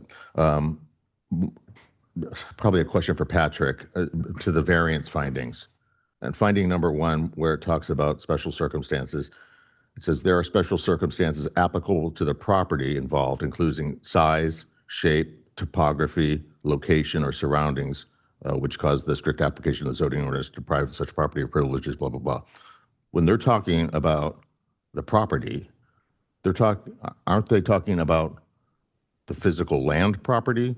I'm not really, when they're saying, size, shape, topography, and location, aren't they talking about the site itself, or are they talking about the physical improvements on the site? That's quite the interesting question, and one of, I would say, interpretation that reasonable minds can potentially disagree. I tend to agree, Commissioner Sadler, that when you start talking about size, shape, topography, and location, that really does talk to the dirt, the actual land.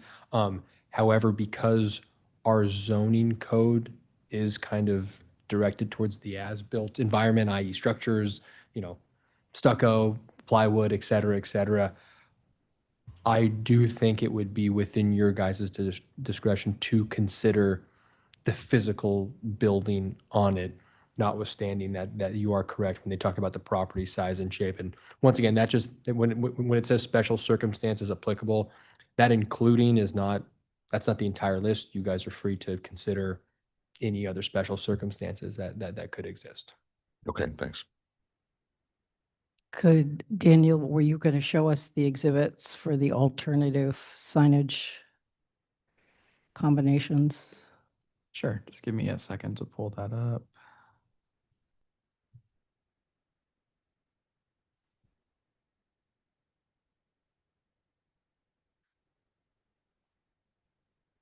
All right.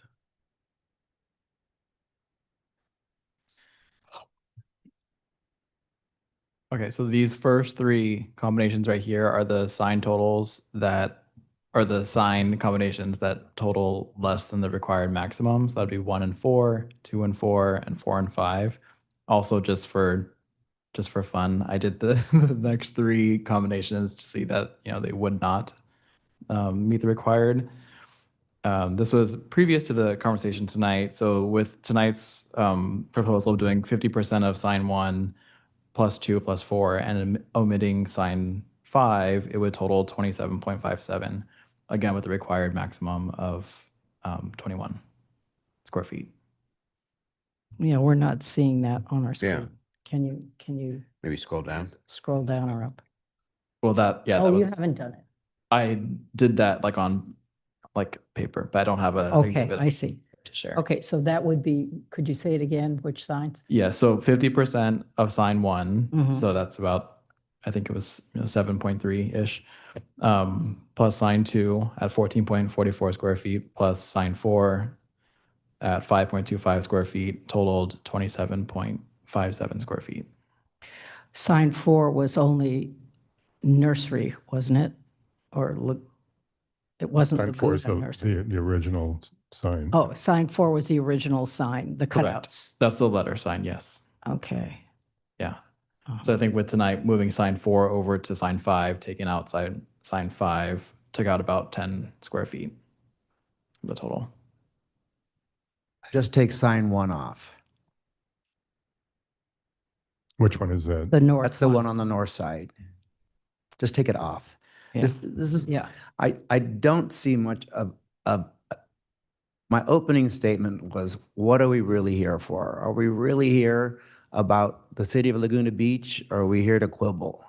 And it's like, I don't, sometimes, whether it's a design review or here, or when it was tree restoration, it's like, it's about Laguna Beach.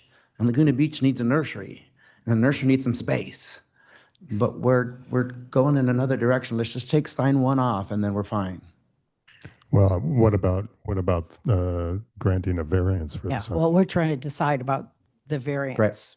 Okay. So, but just to Bear with close us. that Okay. question. I have, and this is a bit of a random question, but I've had this question for a while and it's a little bit appropriate.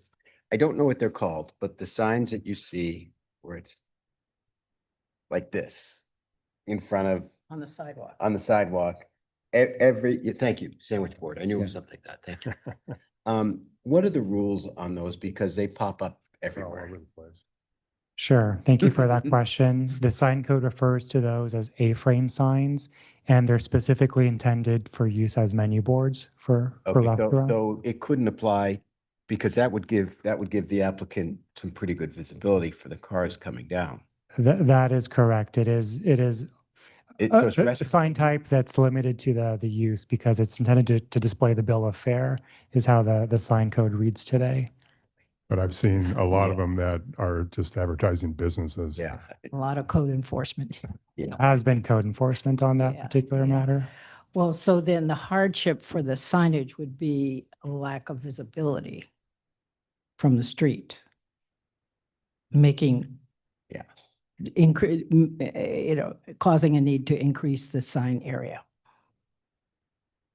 Yeah, I think we can make an argument for a sign variance based on the difficulty of that property being set back off the street and not having, the original frontage would have been twice what exists if the front buildings in front weren't built. So I agree. I feel like we could. Okay. Okay. Anyway. Anybody, any more questions? No. All right, so I'm going to close the public hearing, and we can move to commissioner comments. So if you want to just roll right into it. John? Well, I mean, I think the parking issue is solved because, he had agreed to reduce, Ruben had agreed to reduce the outdoor display by 144 square feet. So I feel like the parking issue is and the variance that would go along with it is settled, in my opinion. And we have, I think we had agreement, Patrick and Anthony, agreement on your side of that as well?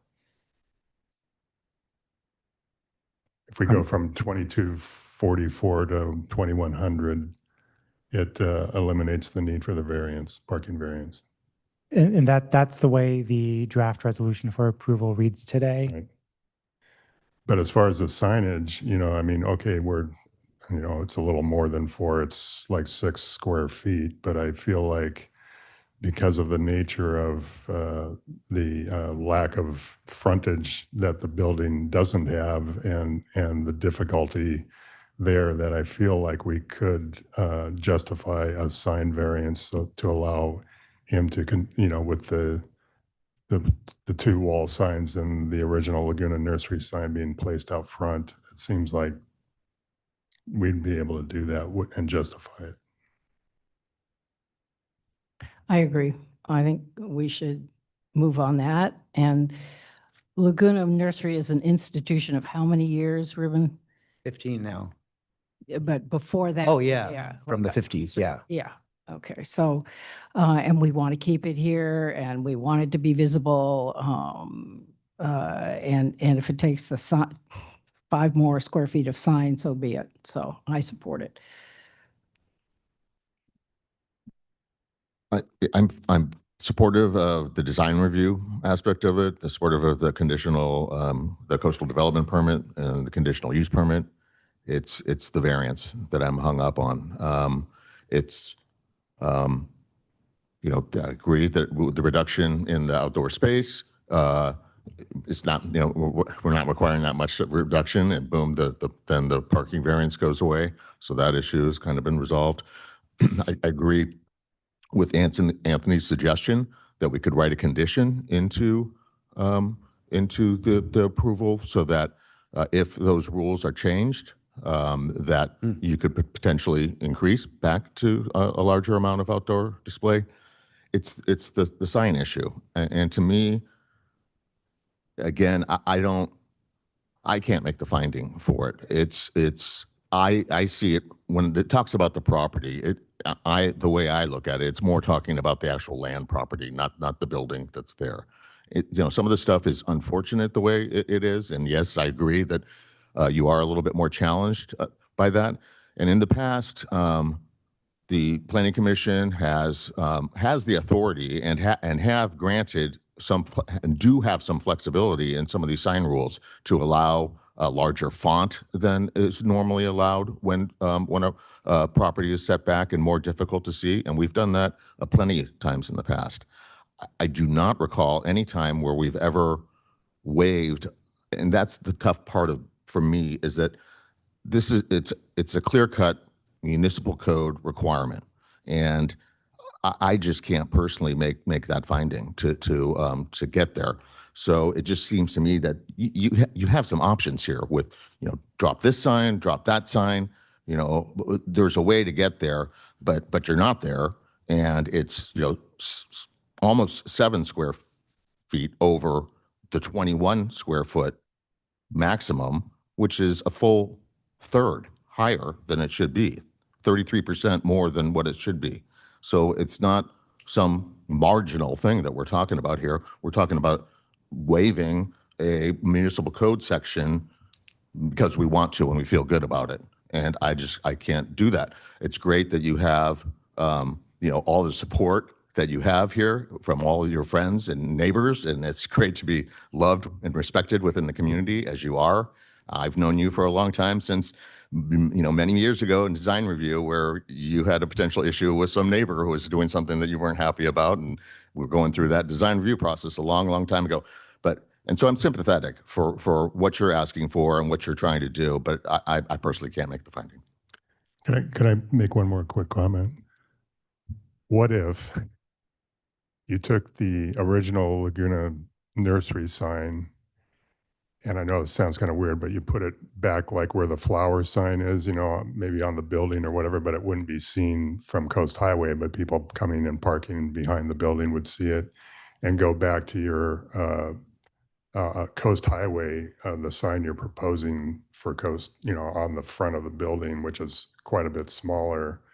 Would that keep them in compliance with our sign ordinance?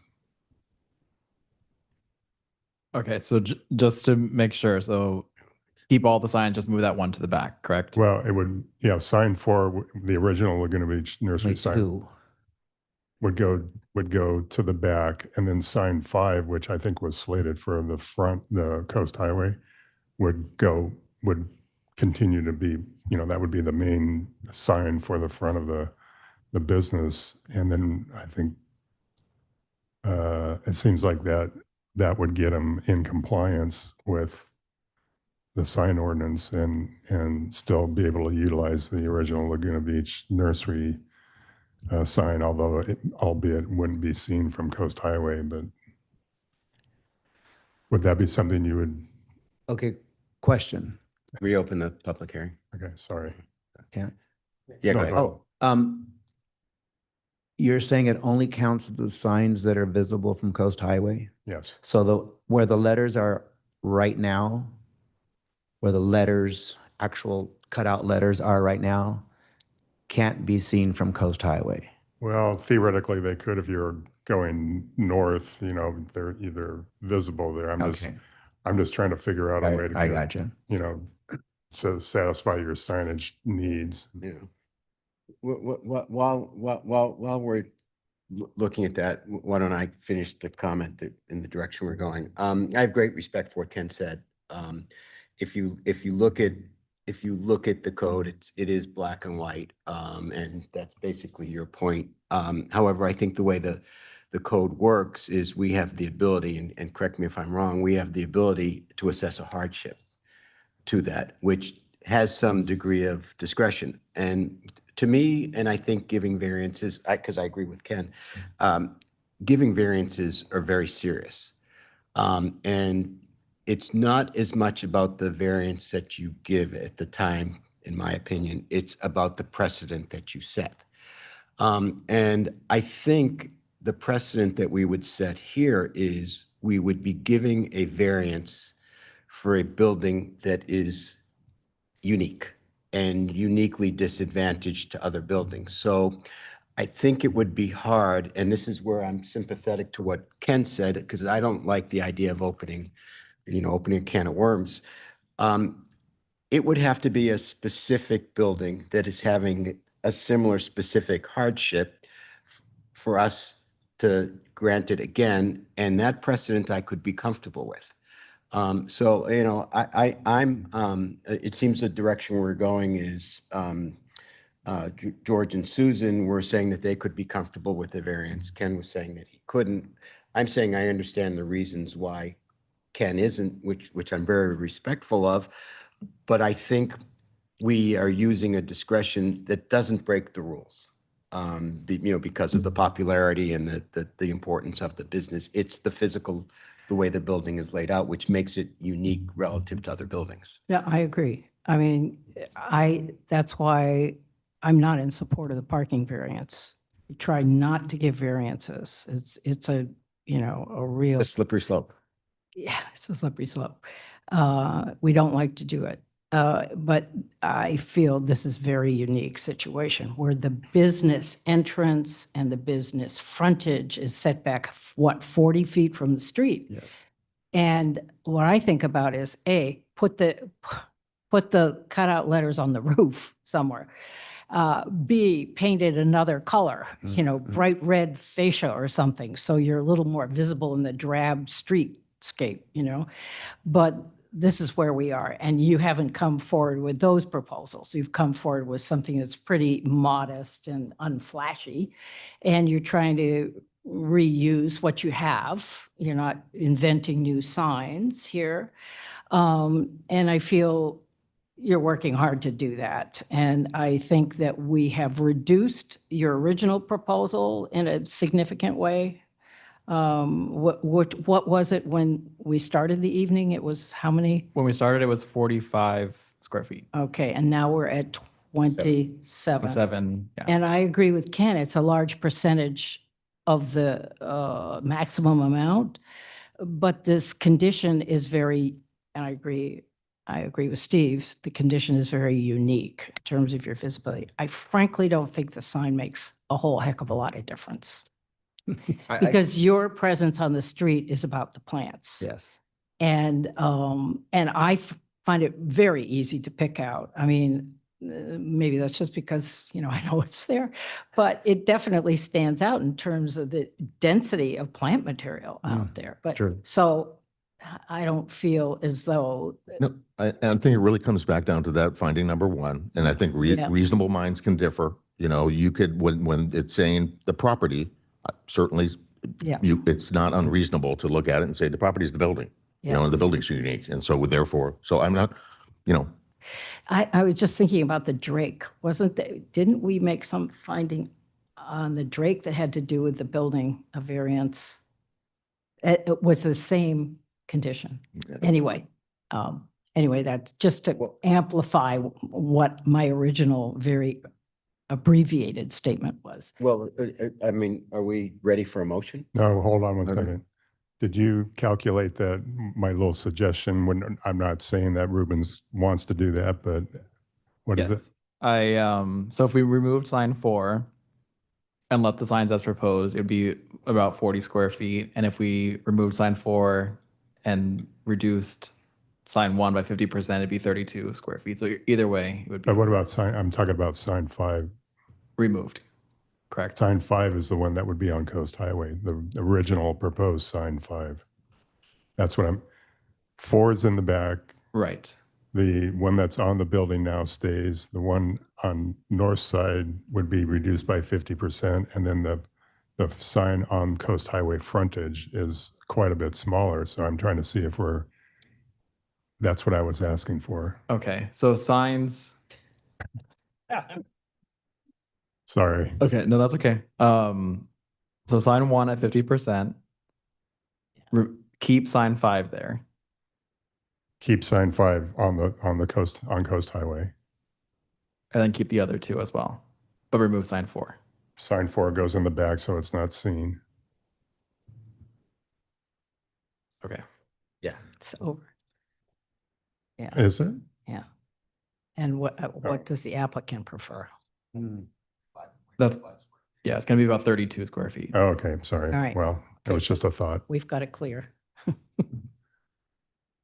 Okay. Anything, I think we're ready for a motion. Yeah. I'm not going to make it, but somebody should. Chair Pro Tem, if I may share a condition for the commission's possible consideration this evening. This is related to outdoor display and a possible administrative pathway to allowing for additional yeah. display. Yeah. That is shared on the screen here. Can go ahead and recite that condition. In the event that the city's zoning ordinance is amended such that additional outdoor display area could be accommodated without deviating from the parking regulations, the applicant may, as an administrative matter, submit a revised site plan for administrative review and approval to allow for additional outdoor display. The administrative review and possible approval of the outdoor display area may not create any nonconforming or unlawful conditions under the provisions of the municipal code or any other codes, regulations, or standards incorporated therein. And then if I may just explain that briefly, what that does is that oftentimes CUPs based off of the existing code have conditions to ensure compliance. Those codes then change, at which point you as a property owner are left with a CUP that says A, but the code says now, while A you used to be able to get, now you can get B. What this allows you to do, instead of coming back here and spending your evening with us, you get to go to the planning department and they can go ahead and sign off on it. Once again, with the caveat that you cannot create any other non-conforming. Right. Thank you, Mr. Chair. Okay. So that takes care of that, but we've already sort of dealt with that by, removing the 144 square feet. If he wants to bring that back, of course, this would apply to that. Correct. Correct.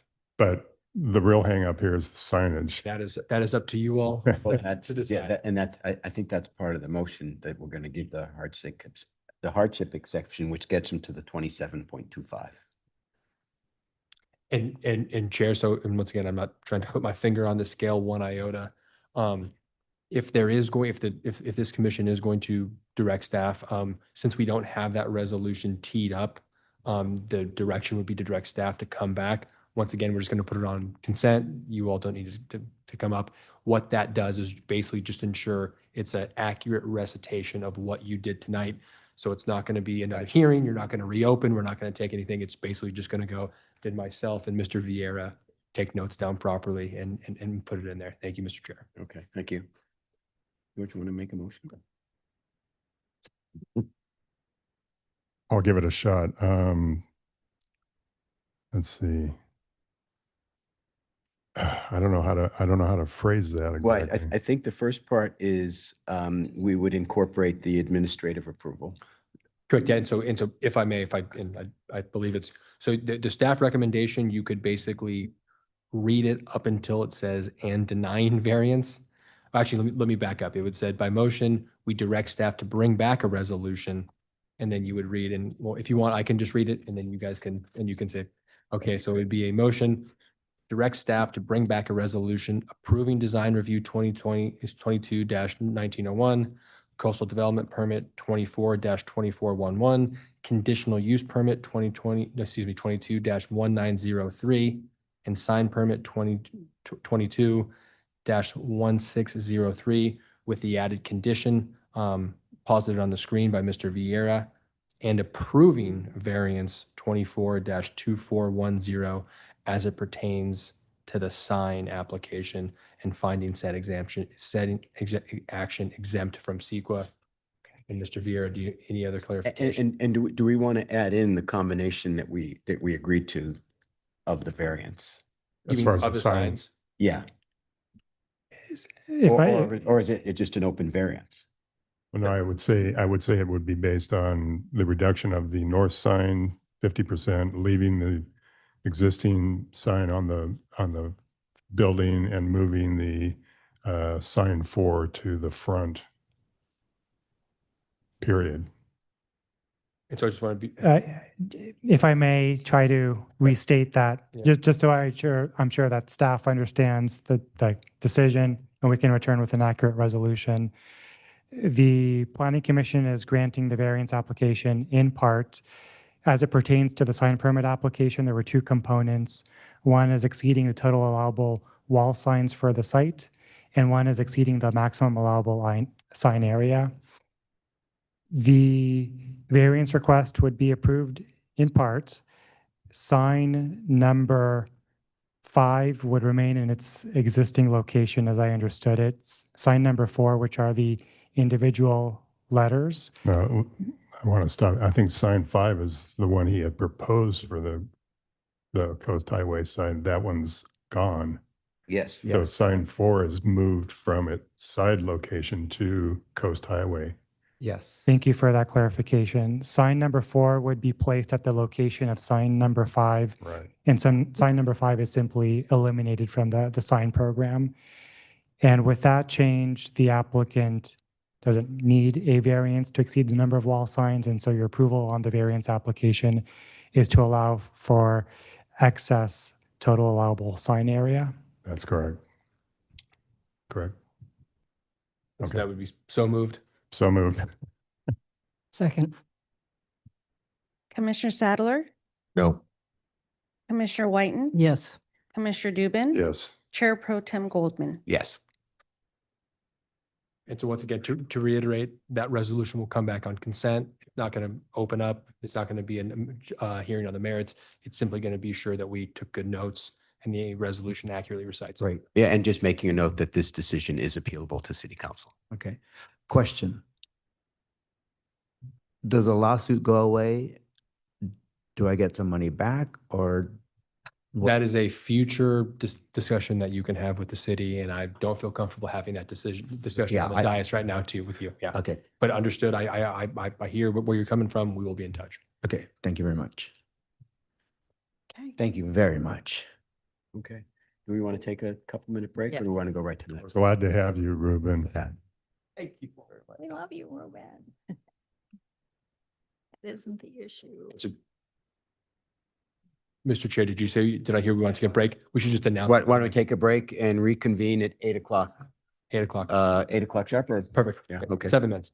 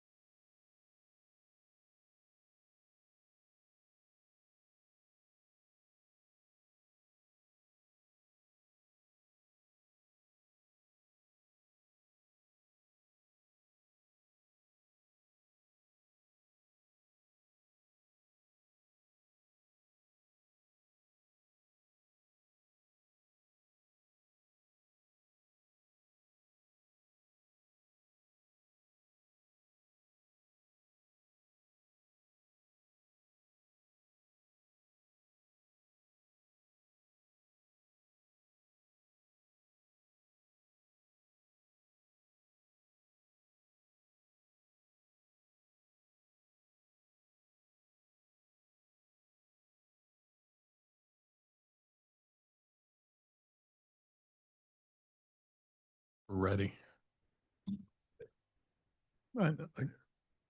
It's like 30 seconds. Yeah. I wouldn't have given that much time.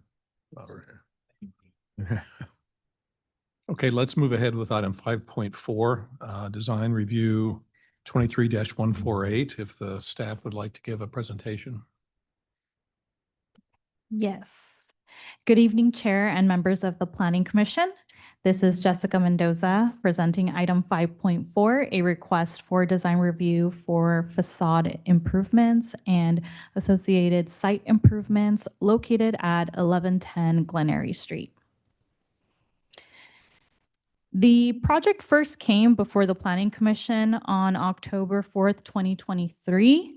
The Planning Commission voted 4-0 to continue the project with direction to reduce the firewall to match the existing building, make certain revisions to the landscape plan, retain the crazy quilt brickwork that clads the perimeter site wall and building facade, and to conduct a historic assessment on the property.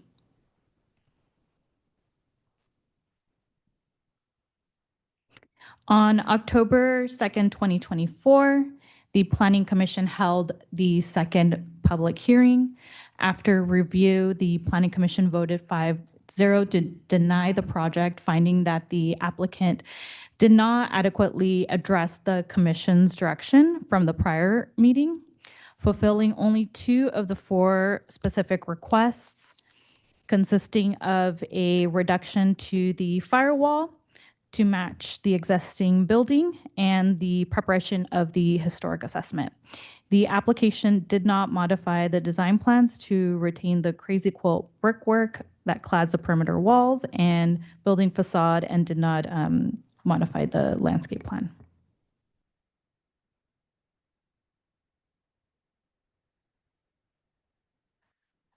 And following the Planning Commission decision, the applicant appealed the City Council, appealed to the City Council. On December 10th, 2024, the City Council conducted a public hearing to consider the appeal. The Council remanded the project to Planning Commission and provided the following direction. Two points of direction: that the Planning Commission shall not consider the project as a discretionary historic resource. And the second, any approval of the project should maximize the retention of the existing brick features on the project site. Since the time the project was last reviewed on October 2nd, 2024, the applicant has made several changes to the plans. Beginning with the first, the number of replacement trees has been increased from 3 to 4. In addition to the 3 olive trees that were previously proposed, the applicant is also proposing to plant a new Coast live oak tree. The footprint of the perimeter wall has been modified, causing the repositioning of a parking stall, as shown in the slide before you. The replacement site walls along both street frontages, which were previously proposed to receive a stucco finish, are now proposed to clad in crazy quilt brickwork. Portions of the perimeter site wall that are located further away from the existing trees would be protected in place and are no longer slated for replacement.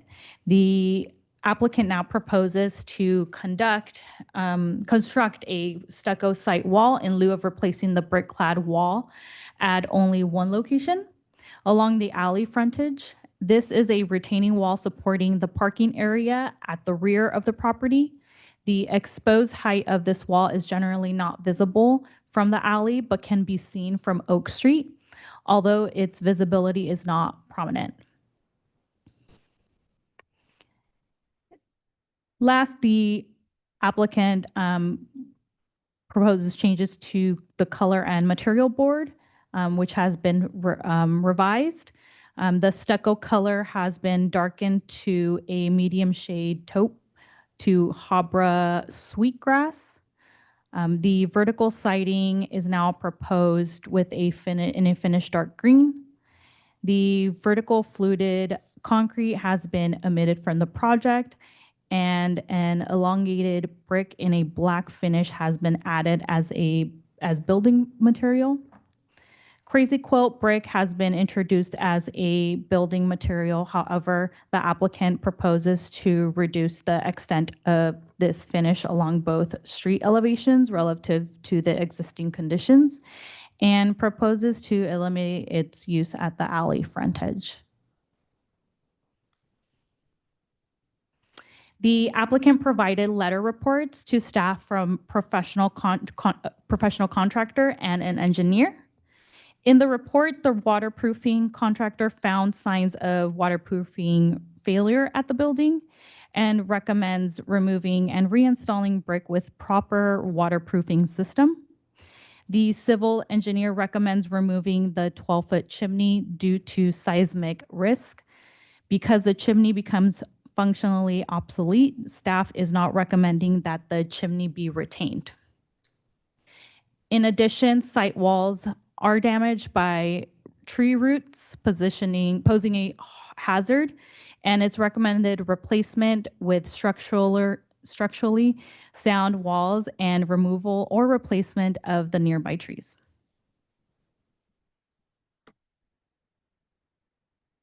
As discussed in the staff report, staff recommends that the Planning Commission deliberate on finding 1, design integrity and neighborhood compatibility, specifically related to the proposed removal and partial reconstruction of the Crazy Quilt brick features that currently adorn the perimeter site walls, portions of the building facade, and the chimney. Staff is recommending that in order to find the project to be best satisfied the design criteria, it is recommending that the project retain full extent of the brickwork replacement, but staff is also supportive of the applicant's request to demolish the chimney. As discussed, staff believes that the brickwork is important to satisfy the design integrity and neighborhood compatibility based on the report. The Crazy Quilt brickwork harmonizes with the remodel to the original building form and style, which is being retained to an extent. And in neighborhood compatibility, staff notes that the retention of the brick features would allow for retention of a handcrafted material and design element based on neighborhood compatibility. During staff's review of the revised application materials that were submitted to the city after the city council's remand of the project, staff requested more detailed information regarding the construction and the design of the Crazy Quilt brickwork that will be applied to the site walls and building facade, and recommended their involvement during the design entitlement phase to help add more clarity to the proposal. Although the applicant elected not to do so, they have expressed commitment to retaining a qualified individual to perform the work. Staff believes that condition 16 in the draft resolution would ensure that the new Crazy Quilt brickwork would be of the same quality as the existing features, and further believes it necessary for the reason that the applicant opted to defer details of the replacement of the Crazy Quilt brickwork until after the design approval is granted. If this condition is met, the project may proceed with an approval from the Director of the Community Development. If not, it must be referred to the Planning Commission for review and approval.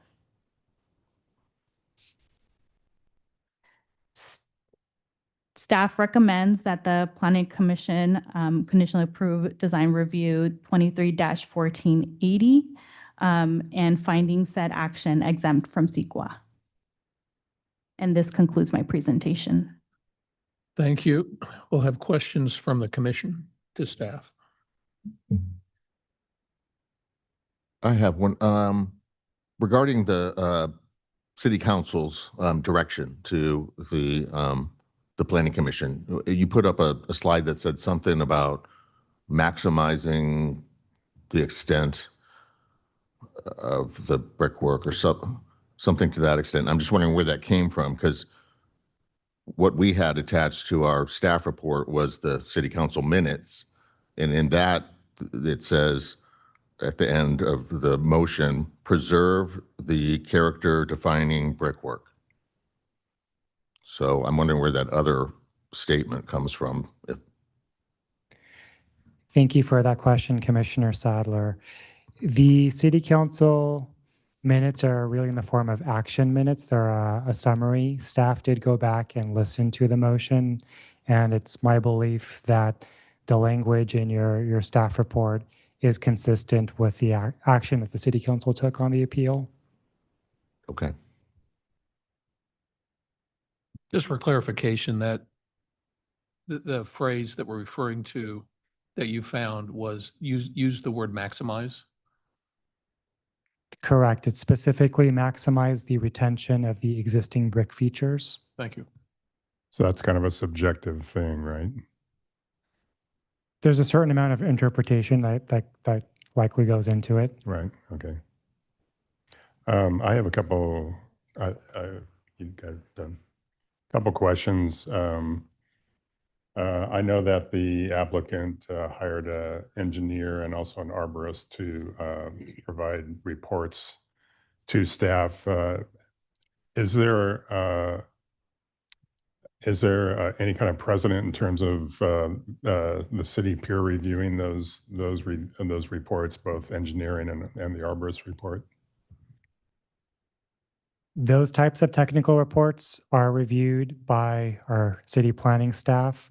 They are generally not sent out for peer review. Now, if we do read through those reports and we find something in there that seems questionable on its face, we certainly will scrutinize that further and bring in professionals if we need to. I do know in some instances with arborist reports specifically, there have been some instances with matters before city council, for example, where the council has directed staff to have an additional arborist opine on a specific situation, but we're generally not peer reviewing those documents. Okay. Were they reviewed by staff, Anthony?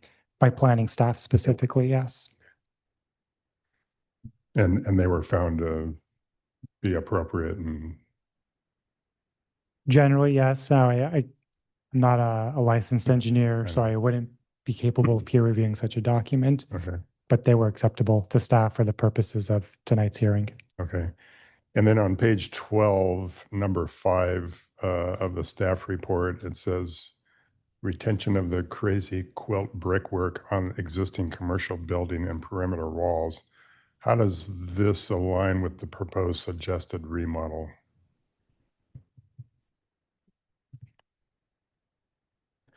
Sorry, could you give us that citation one more time? So it says, page 12, number 5, retention of the crazy quilt brickwork on existing commercial building and perimeter walls. So the question is how does that align with the proposed suggested remodel?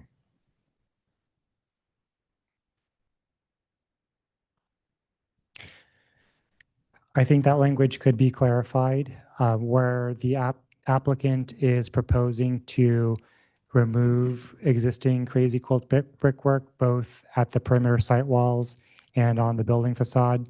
Staff is generally recommending a conditional approval, and that we are suggesting that the commission consider requiring replacement to the full extent that exists today, with one limited exception, and that would be for the chimney. Okay. And then page 13, number 9, it says respect neighborhood character. Same question. How does that align with the applicant's proposed remodel? Because we've gotten a lot of letters regarding neighborhood compatibility. Mm-hmm.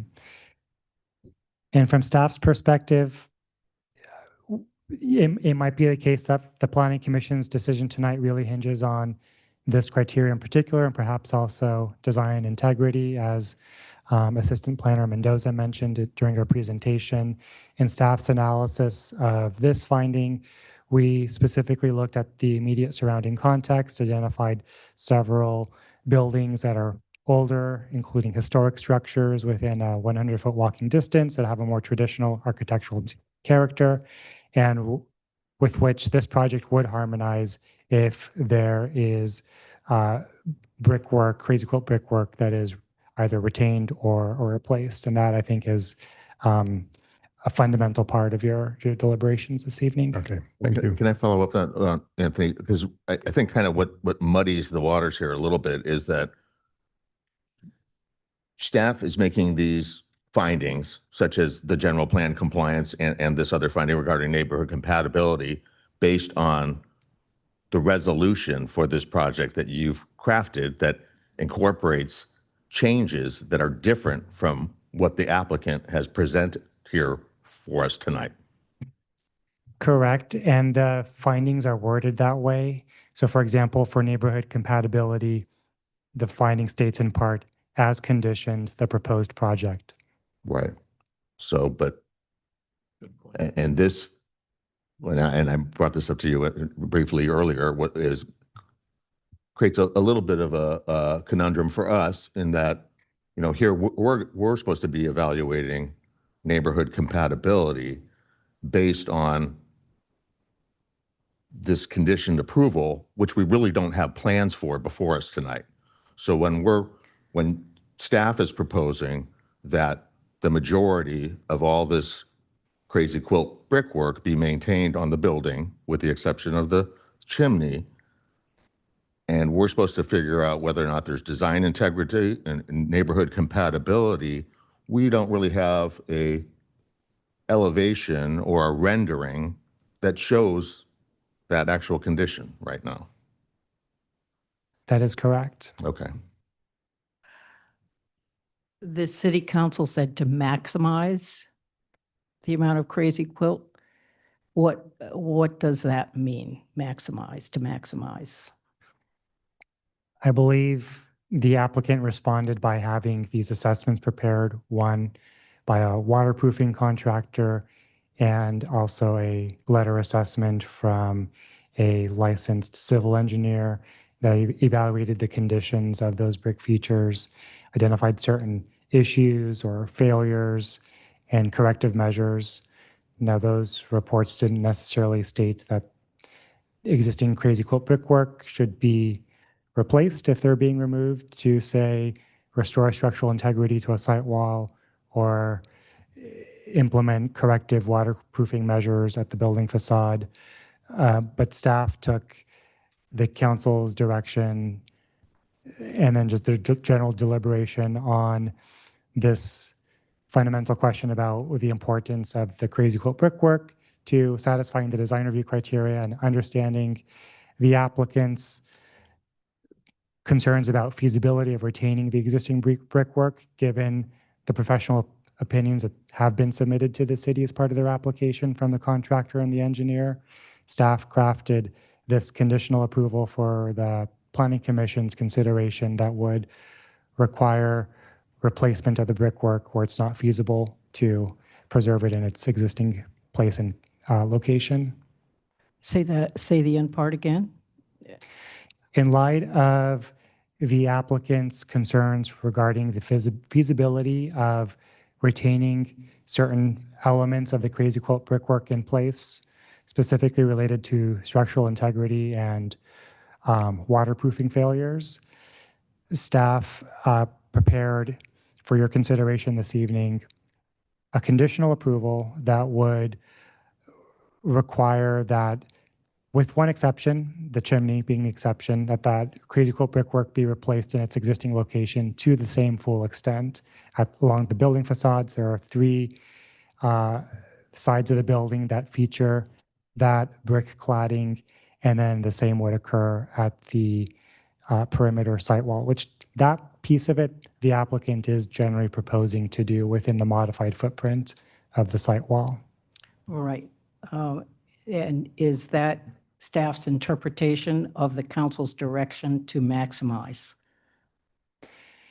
It is, in light of new information that was submitted since the council meeting, for the reason that those professional opinion letters were not provided to the city council. They were provided to city staff subsequent to that as the applicant was preparing their revised application for tonight's hearing. Let me say it back in my words, simple, in a shorter sentence. Basically, your interpretation of maximize is they really should keep all of that brickwork except for the chimney. Even though it has to be reconstructed, they've demonstrated that they know how to reconstruct it. But they would reconstruct whatever needs to be reconstructed, but in the end, it would all be maintained as is in the same locations except for the chimney. That is correct. Well, yeah, I mean, that's staff's interpretation of maximize, I believe. Yeah. Correct. I would concur. We can disagree with that, but that's. Absolutely. Okay. and maintain means, so based on the professional reports that show failure in waterproof or structural damage, it gives the applicant the right to take down the existing crazy quilt and repair it, and then the applicant is required to replace it in kind. To the extent it's never going to be exactly the same, but replace it in kind is the direction. That is staff's recommendation. Correct. And so ultimately it will come down to an enforcement of what I think the maximizing it is less of a question, because I think, Steve, what you just said is correct. Maximizing means put it back. I think That would be a pretty literal interpretation. Yeah. Well, The question which I think is going to come up is replacement in kind. And then this is a question related to condition 16, which is about the reconstruction and the skilled craftsmen and so forth. If we're going to go with it, there'll be probably other comments about this condition, but one thing we might think about is an inventory in order to maximize the replacement of the existing, a photographic inventory of what is where would help clarify, would make it clearer and cleaner for everybody. Well, yeah, and I almost think we should have available to us a before and after. Because to your earlier point of, we're not going to be sure exactly what we're approving. And so, a photographic inventory of what exists today, and then indicated where the water damage is, which is going to make that go away, and then some kind of a plan of what's going to be replaced with. Well, I think it would just be try to replace exactly what was where. Yeah. You know? Although it's hard, given the nature of what this is, to replace it exactly. Well, That's the area where I'm sympathetic. Oh, for sure. But you're going to get closer to it if you have a photograph in I front of agree. you. I agree. You I know, agree. it's I agree. like a paint by numbers. Yeah. So what you're saying is you don't need a plan. You just say it has to look like the photograph. I mean, in maybe more flowery language, yes. Well, Patrick, with that.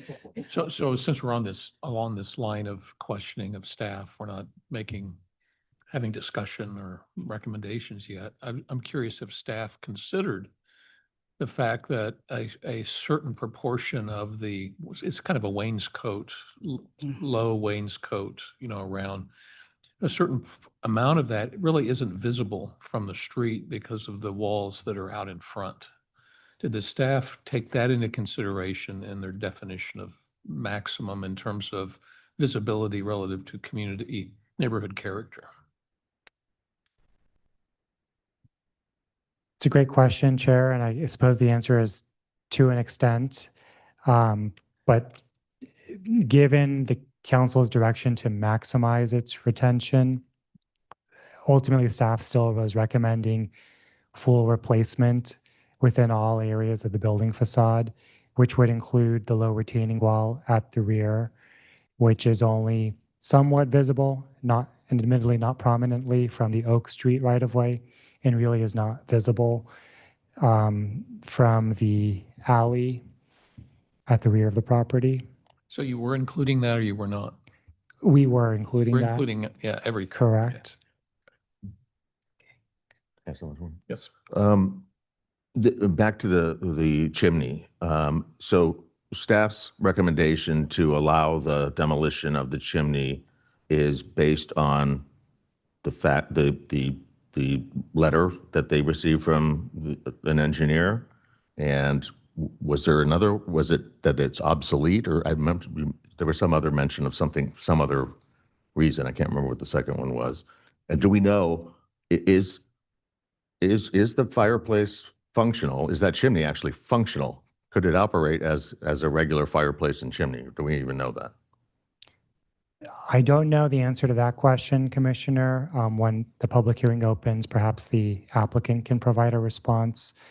The language in the staff report that you are referring to is the applicant's proposed plans to eliminate the wood-burning fireplace, which would render the chimney on the exterior of the building functionally obsolete. It wouldn't serve that purpose.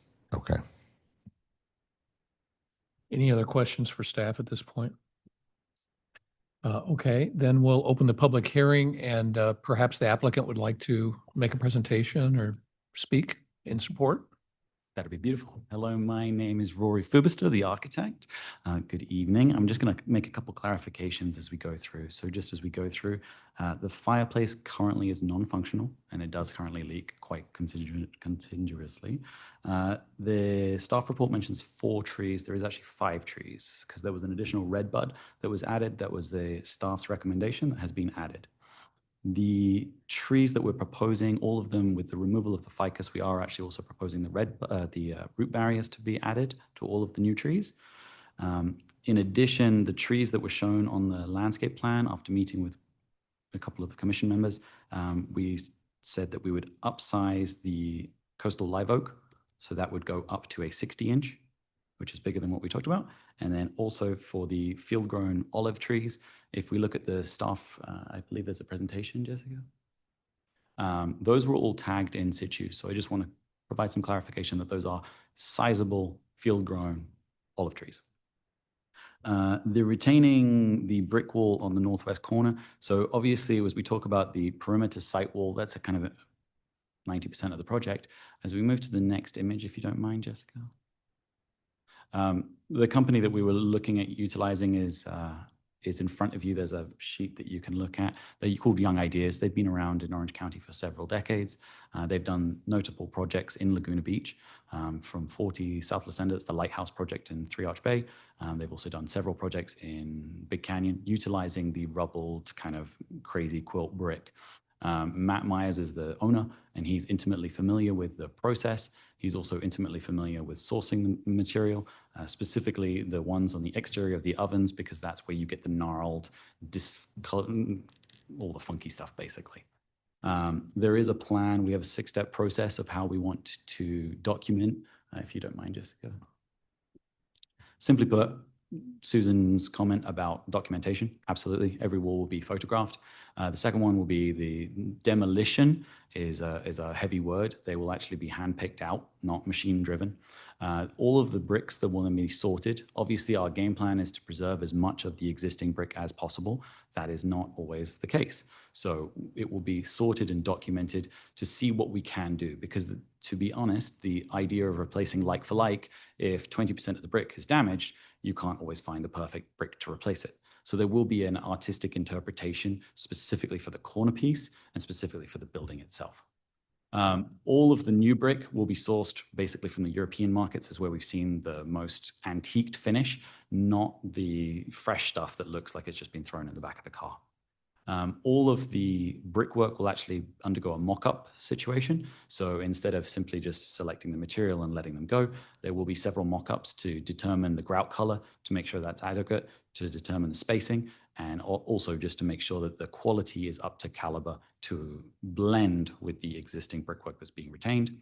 And then obviously my office is a block away, so we're going to be on site doing construction administration just to make sure that there's kind of an added level of documentation and process, okay? As we kind of go through, we talked about the tag trees. A couple other items that I just want to touch on. There is a proposed wrought iron auto gate, and there was another condition that be only used in outside of operation hours. And then as we talk about the brick on the building. So our intent was to try and highlight that brick. And I understand that it's not been received that way, and I appreciate that. But the intent was by proposing the siding on each flank, it allows the brick to actually pop. And the areas that we're showing the brick is also directly where the gates will be open. So that's the visible portion from the public realm.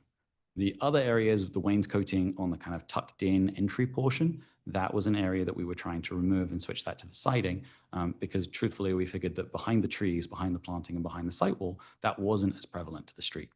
I think one of Susan and George were on site, and we were also open to the idea of trying to keep a little bit more of the full height on the northwest corner of Oak and Glenary, just to try and make sure that we kept something that's visible from the street and tangible. That's everything I have, and happy to answer any questions. Questions from the commission? I've got some, but Yeah, well, can we go back to that other slide real quick? Yeah.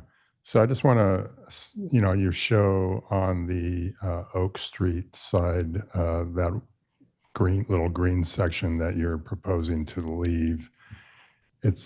I have to note that it's behind a hedge, so you don't even see it. So it kind of almost, it's disappears. And so, since you're proposing to completely remove what I consider to be the featured piece of this, which is the chimney. Oops. Sorry. I know you were going to talk to your client about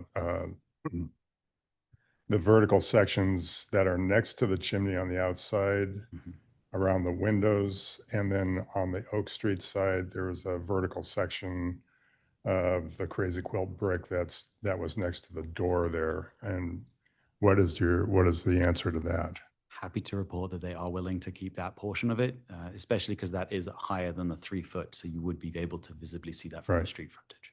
So, as per council direction, we're trying to maximize the retention of as much of it as possible. So, is there actual physical material samples of the other, the siding and the roof and? Yeah. Thank you. So there was the green color. So it is a much darker green color. Obviously, in certain light, when we take it outside during the daylight, it's going to be a much more vibrant. We don't want it to be overbearing. The stucco color is a much more toned down, neutral stucco color, so not nearly as reflective or bright. The cobblestone is antiqued, so it's not as sharp and clean as you would typically see. And that obviously is in a 4-inch spacing.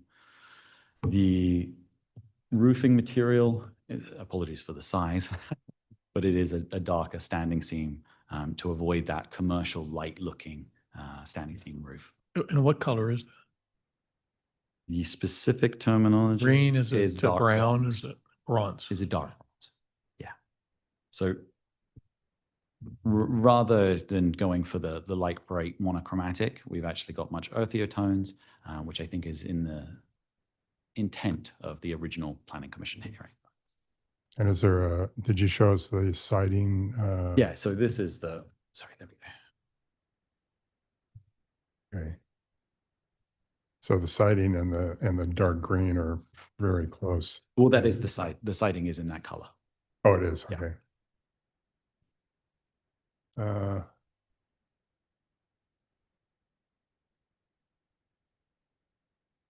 Are you adaptable at all to some of the additional, what we're calling wainscoting on the building? Because especially in that Glenary elevation, it just seems like there's this kind of weird chunk there, and then it kind of doesn't make any sense, that it doesn't continue around the rest of the building.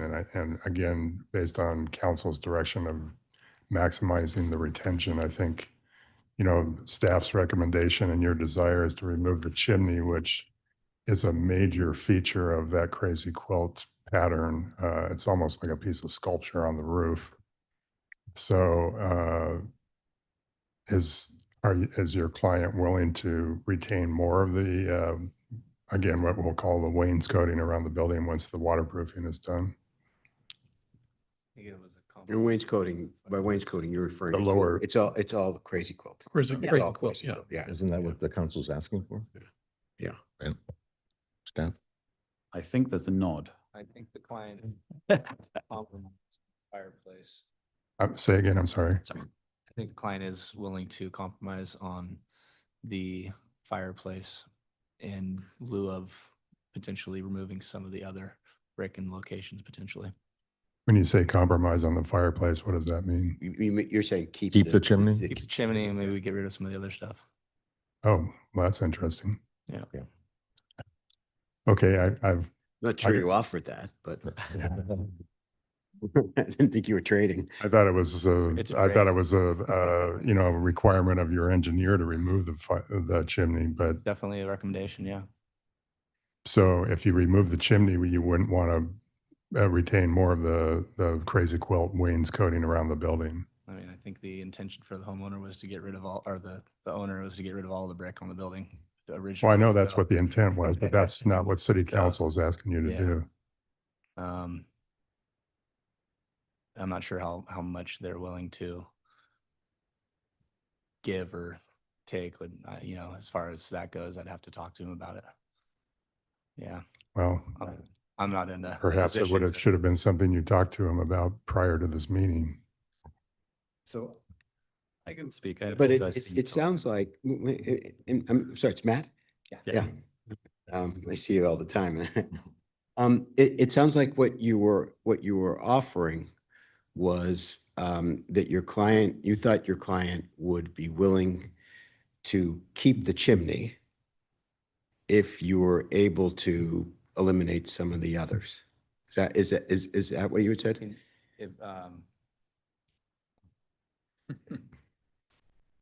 If there. Oh, hang on, let me, and I want to finish the thought when he answers. Speaking to the mic, just. I think the sentiment was that there's a significant amount of structural reinforcement, and not to mention we would be taking down portions of that chimney to rebuild it.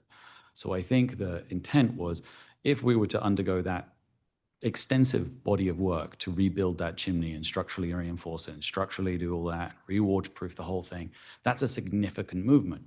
And I think the intent was if we were willing to undergo that endeavor, that there might be a little bit more forgiveness for, say, the wainscoting on the lower level, because as George mentioned, it's a more important piece of the Crazy Quilt brick. But it is not a like for like with regards to the extent of work, cost, time, effort, energy, and sheer endeavor to rebuild a floating, structurally falling over staircase. And is it failing because it's moved or something? Oh, Or yeah. is it failing because, what's causing the failure of it? Heavy structure with all that load on it. It's basically framed around windows, so there's not a lot of structural support around the. This is the actual chimney units. we're talking Yeah. about. It's floating for the most part. It's all glass around it in the front entry, and it all leaks. The water goes through, so the integrity of the, surrounding part that's encompassing it is. And the failing. water leaks through the sides or it leaks through the top? Both, yeah, through the roof. I mean, obviously, it's got a flat section roof there, Yeah. so it pools like all this roof pools So around then. yeah, so we're kind of in this, keep the chimney, lose the wainscoting, or lose the chimney and keep the wainscoting. Is that where we're at? I think Which Simply- which suggests that either of them could stay. Well, both. can I say something? Yeah. I mean, it seems like we're like getting into individual horse trading and stuff right here, right Yeah. now. I mean, I haven't even had a chance to ask questions. I haven't had a chance to make comments. I mean, we're getting ahead of ourselves. Shouldn't we wait till everybody's had a chance to make comments and stuff Well, before we're- we start well, figuring out what? Well, I was just asking some questions. Where we are is You're we're asking them what they're willing to do in terms of, are you willing to, take this away and add this and that? And it starts getting to the point, it's like, wait, I haven't even had a chance to say anything. Well, I don't. I think a general question saying, are you open to, some changes or something would be appropriate, but then start, talking about individual elements and stuff like that before any of us have had a chance to even talk about it. So let's table the negotiation for now, and let's contain ourselves to asking specific questions. Yeah. Yes. Well, so regarding some of the reports that you've gotten from the experts and like the water person or the waterproofing person, because when I was out there today walking around the site and looking around the exterior, I didn't see from the exterior any obvious signs of water intrusion. And when they're saying signs of water intrusion, including staining, effervescence, moisture often leads to mold or building material. Have you guys personally, you've seen this water intrusion? You've seen these issues? Oh, yeah. So Okay. Matt works in the Clean it up. building. Okay. Yeah, it's like a waterfall coming down, puddles in the floor at the entry. Okay, so, and then to the fireplace in the chimney, you said the fireplace is unfunctional. Unfunctional how? I don't think it's been used as a fireplace since the real estate days. So, right, it hasn't been used as a fireplace. It doesn't make it Yes, unfunctional. the masonry, I mean, with the cracks in it right now, I don't think they would ever want to start a fire in that thing in case the building burned down. Okay, and then to the civil engineer's assessment where he talks about it, and he says, considering the age of the building built in the late 70s, we believe that the masonry brick chimney is either unreinforced or has very minimal reinforcing. What leads them to believe that? I would defer to the, His site visit, yeah. that he Did you, any kind of non-destructive testing, any kind of radioactive, trying to figure out if there's rebar in there or not? Any, Not that I know of. I mean, are you guys aware that in the 1970s, the building code had requirements regarding masonry chimneys? Imagine it. And they required steel reinforcement? I mean, this, I would defer to the licensed professional. I okay, apologize, that's I'm a not- licensed civil engineer as well, and I've been doing this for a really long time. And so I know something about this, and I know that, if we're talking about chimneys and masonry that was built back in the 1920s, the 1930s, unreinforced masonry was common. 1977, no. So that's kind of a stretch of a statement to just say that that it's unreinforced or it has minimal reinforcing. That's basically saying it was not built to code when it was built in 1977, which is unlikely. So I question his findings regarding that. Then in addition to that, when he goes on to talk about the site walls and that, that they're having damage and that they're having, that it's bowed and when I walked around the site and I looked at those site walls, they're not leaning, they're not falling over, they're not in imminent distress or failure. And he goes on to say that it would be, the structural integrity of the planter wall has been compromised. In its current state, it poses a potential hazard. How is it a potential hazard? I think that was specifically on the Glen Eyrie side, not just the brick wall, but the foundation around it, I think is. Can you speak into the microphone? Apologies. I was saying, I think that was specifically pertaining to the brickwork on Glen Eyrie, where the sidewalk's already been replaced and the foundation adjacent to it, I think is part of what he's talking about there. Okay, because I didn't notice any really super obvious distress to those walls. There are a couple spots where they're cracked, and there's a crack that goes all the way through. But you're talking about a 2 to 2.5 foot high site wall. How it becomes a hazard, I don't see. So again, when I'm looking at a lot of those walls, I question whether or not they need to be replaced at all. So so I guess what question for you is that whole corner configuration change. What's the point of that? Really, it's to get the root balls out from that are growing underneath the wall and go into the. You guys have to share the mic back and forth because otherwise it's not going to be picked up at all. I think the intention is to remove the walls so that we can properly remove the tree roots so that we can get better compaction and then the flow of traffic as it's designed for the ease of parking in the area. But basically remove the wall, remove the trees completely, recompact, rebuild the wall in the new configuration, plant new trees. Okay. So not about reconfiguring the parking spot. That's not so the important part of that or anything. I think it is. Wasn't there some discussion that we had about the Public Works wanting sight lines across the corner? Yeah, absolutely. So obviously at that condition, by reconfiguring the site walls, we're actually able to get the view triangle corner from the Public Works. So that's something that they want to see at all public intersections. By doing that, I understand it doesn't have as much character with the crazy, jogs and ins and outs, but it does two things. One, it allows the view corridor so you can actually see down Oak. because it is a busy intersection. The second thing is it allows the vehicular movement on site to be better, which then allows the utilization of an existing parking spot that is legal but not used because it is a pain in the butt and you ding your door every time you park in there. So it's a twofold as to why we wanted to angle the new wall. Okay. We have had like 5 people hit that wall with their cars in the year that I've been there. Couple Okay. years, so. It looked like, yeah, I saw the entry, driveway entry. It looked like the tail end of one of the walls had probably been hit and been repaired somewhat. But I guess my last question is, we usually received a lot of correspondence from people of the neighboring community who really are not particularly in favor of this proposal. And I'm just wondering, do you have any letters of support for this project from anybody in the neighborhood?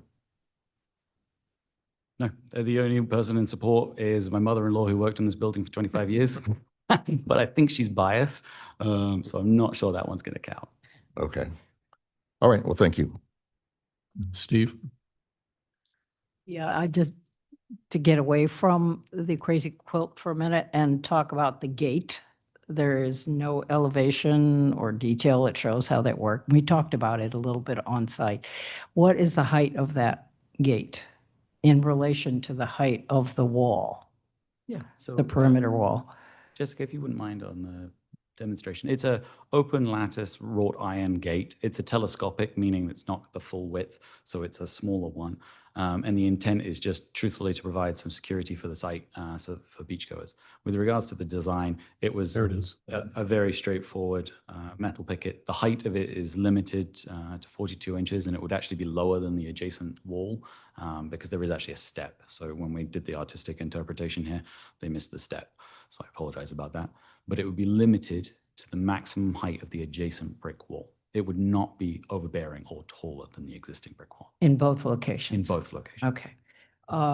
And a question about the oak, a 60-inch box oak. That would encroach, and this is a question for staff, the root ball of that tree would encroach in the public street easement. Is that acceptable?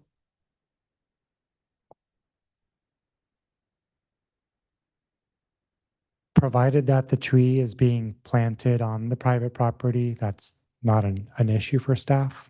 Correct. It's my understanding that we don't require, encroachment permits or anything like that for tree roots. Now, once again, if it was to damage the public right of way, maybe there'd be a conversation about something like that, but yes. So the trunk has to be in the property line, the rest of it can go where it's going to go. Correct. Public Works does not review landscape plans, provided that the planting plan is limited to the private property, and there's no plants being physically planted within the city's public right-of-way. And I would note that the drawing being shown is not the current there. That's the right one. Yeah. Well, there are plants being planted within the public easement. I mean, in fact, if you go up Oak Street, isn't that all in the right of way? Property line is at the wall. Yes, you are correct, So Commissioner.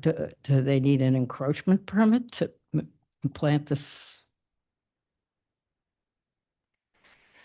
Replanting within existing planter areas typically doesn't trigger a revocable encroachment permit. If they're doing, say, decorative paving or expanding a planting area within the right-of-way, an REP would be required. In this case, I believe the applicant's proposal, I'll look to our project planner here to confirm this, but I believe the landscaping within the city right-of-way is within the existing landscaping limits. Yeah, that's correct. Thank you. So I have a couple questions as well. And again, not, getting away from the wall. Part of the comment from the neighborhood seems to be just the general character, of the change of the architecture. And it's clear what you're trying to do. You're trying to create a more contemporary, sort of trimmed back, cleaner, kind of less deeper, less deep overhangs, less sort of thematic building is what the original intention was. But part of it, some of the comments have to do with the coloration in that, we tend to see a lot of dark, colors in buildings these days. And I think that, I'm not sure that the drawing that's currently up there is accurate when you really look at the color of the roof, the metal seam roof, combine it with the color of the wood. There's a lot of really dark, color there. I'm just curious as to, in order to be, and I don't want to get into the negotiation, I'm just asking your thoughts on, in terms of neighborhood compatibility, did you consider not going quite so dark on some of those materials? Shortly, yes, we did consider a multitude of materials. And I think the progression of where we started with the deep monochromatic, and we did have white fluted concrete. The emphasis here was to actually try and create something with a bit more tactile warmth, utilizing a precedent of the building 2 blocks south of us with the dark green siding, which I think is proving neighborhood compatibility. So to answer that, with regards to the architecture and the massing, it's twofold. A, it's to clean up the elevation, and some of the beams and things have a little sag in the X and Y and Z. But the other part of that is, the more important part is light, and trying to get some additional light into the building, because it's actually quite a dark building inside, because the overhangs do create a good amount of shade in there. Okay, thank you. Are there any more questions for the applicant? If not so, we'll open the public hearing to people in the audience. If anybody would like to step up and speak, 3 minutes.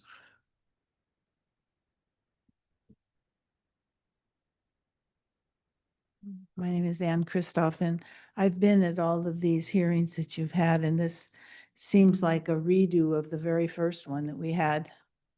And my recommendation is for you to deny this project again. I don't see that it is neighborhood compatible or it meets the integrity of this building. I agree with Mr. Sadler and some other of you that mentioned that these consultant reports to me seem to be, I don't want to say bogus, but not fully documented. And they should be peer reviewed if you're going to take them to be a determining factor in the design of this building.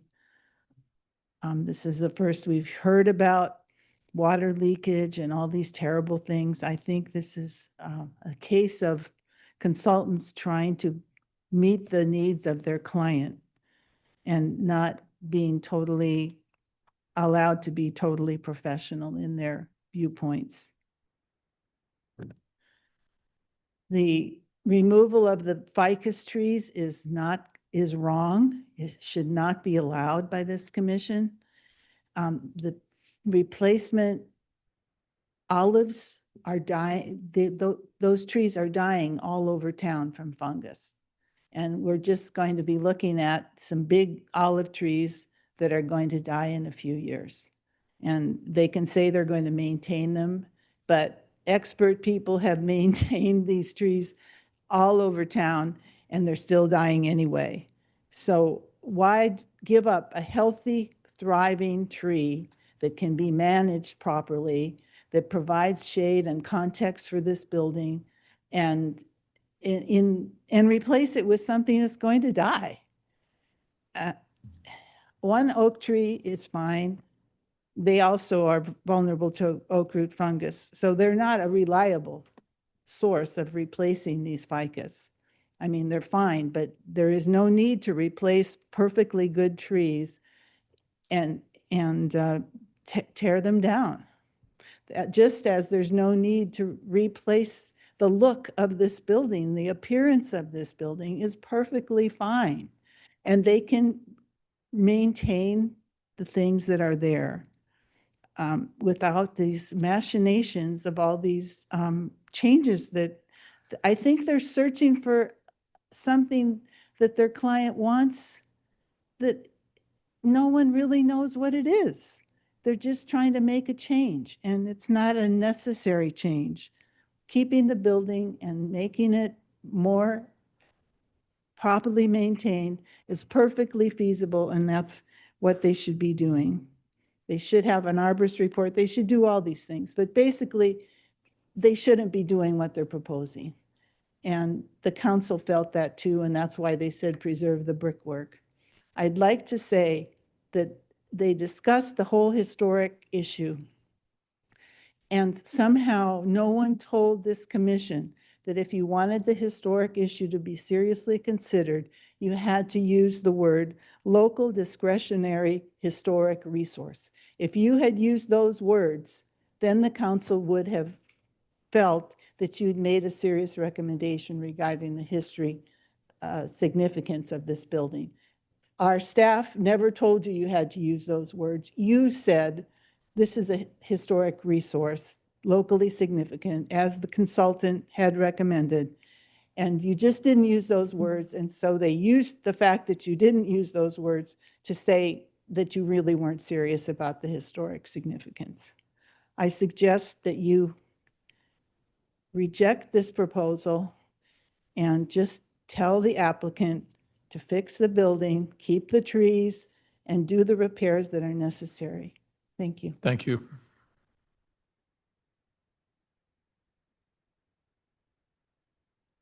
Good evening, Gail Waite. Thank you for allowing me to speak again. I am here to ask you to please continue to be the brave city leaders that will protect the building at 1110 Glen Eyrie Street from the proposed changes that will eliminate significant architectural details and take away another historically valuable building from the archives of Laguna Beach. The building's original architect, Chris Abel, was well known for his beautiful and interesting designs that have lasted for decades. His work is spread throughout Laguna Beach, and he designed a whole residential neighborhood in Laguna Niguel called Laguna Woods that thrives today and is coveted by home buyers. Those homes are never torn down. It is too easy to find an engineer, chimney contractor, or waterproofing person to support the claim the building needs to be taken apart to repair it. I've owned 3 100+ structures in this town, plus a brand new home built from the dirt up. And chimneys, even in older homes, even all throughout LA, are maintained. They may not be utilized or functional, but they're kept as decorative. And we could do the same thing here with the chimney. I worked in that building in the 90s when it was a real estate office. It was treasured because it was light and bright. People loved to come and meet us at the office. We parked cars in the front, and yes, we hit the walls, but never did it destroy the walls. And I want this commission to require peer review reports, hire objective contractors, and please uphold the prior findings of the hearings and the city council that could not do what you can do. And they would like to preserve the exterior features of this building.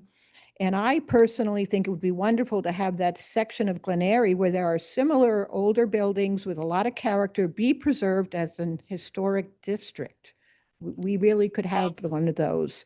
So thank you again. Please deny this project and let's get it done right and what the neighborhood wants for a compatible existence. Thank you. Thank you.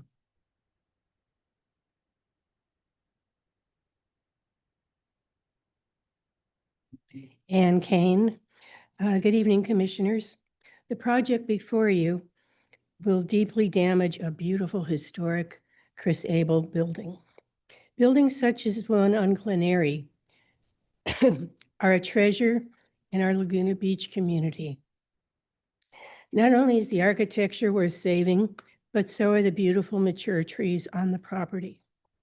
We have been designated a tree city, and the idea of removing mature trees is a disservice to our town.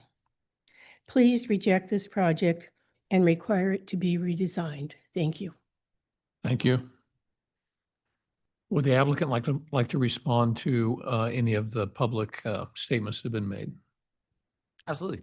So I think when we go back in time 4 years when we first started this project, which is a long time, The original intent from the owners was actually a much more vast and in large scale, adding square footage, adding this.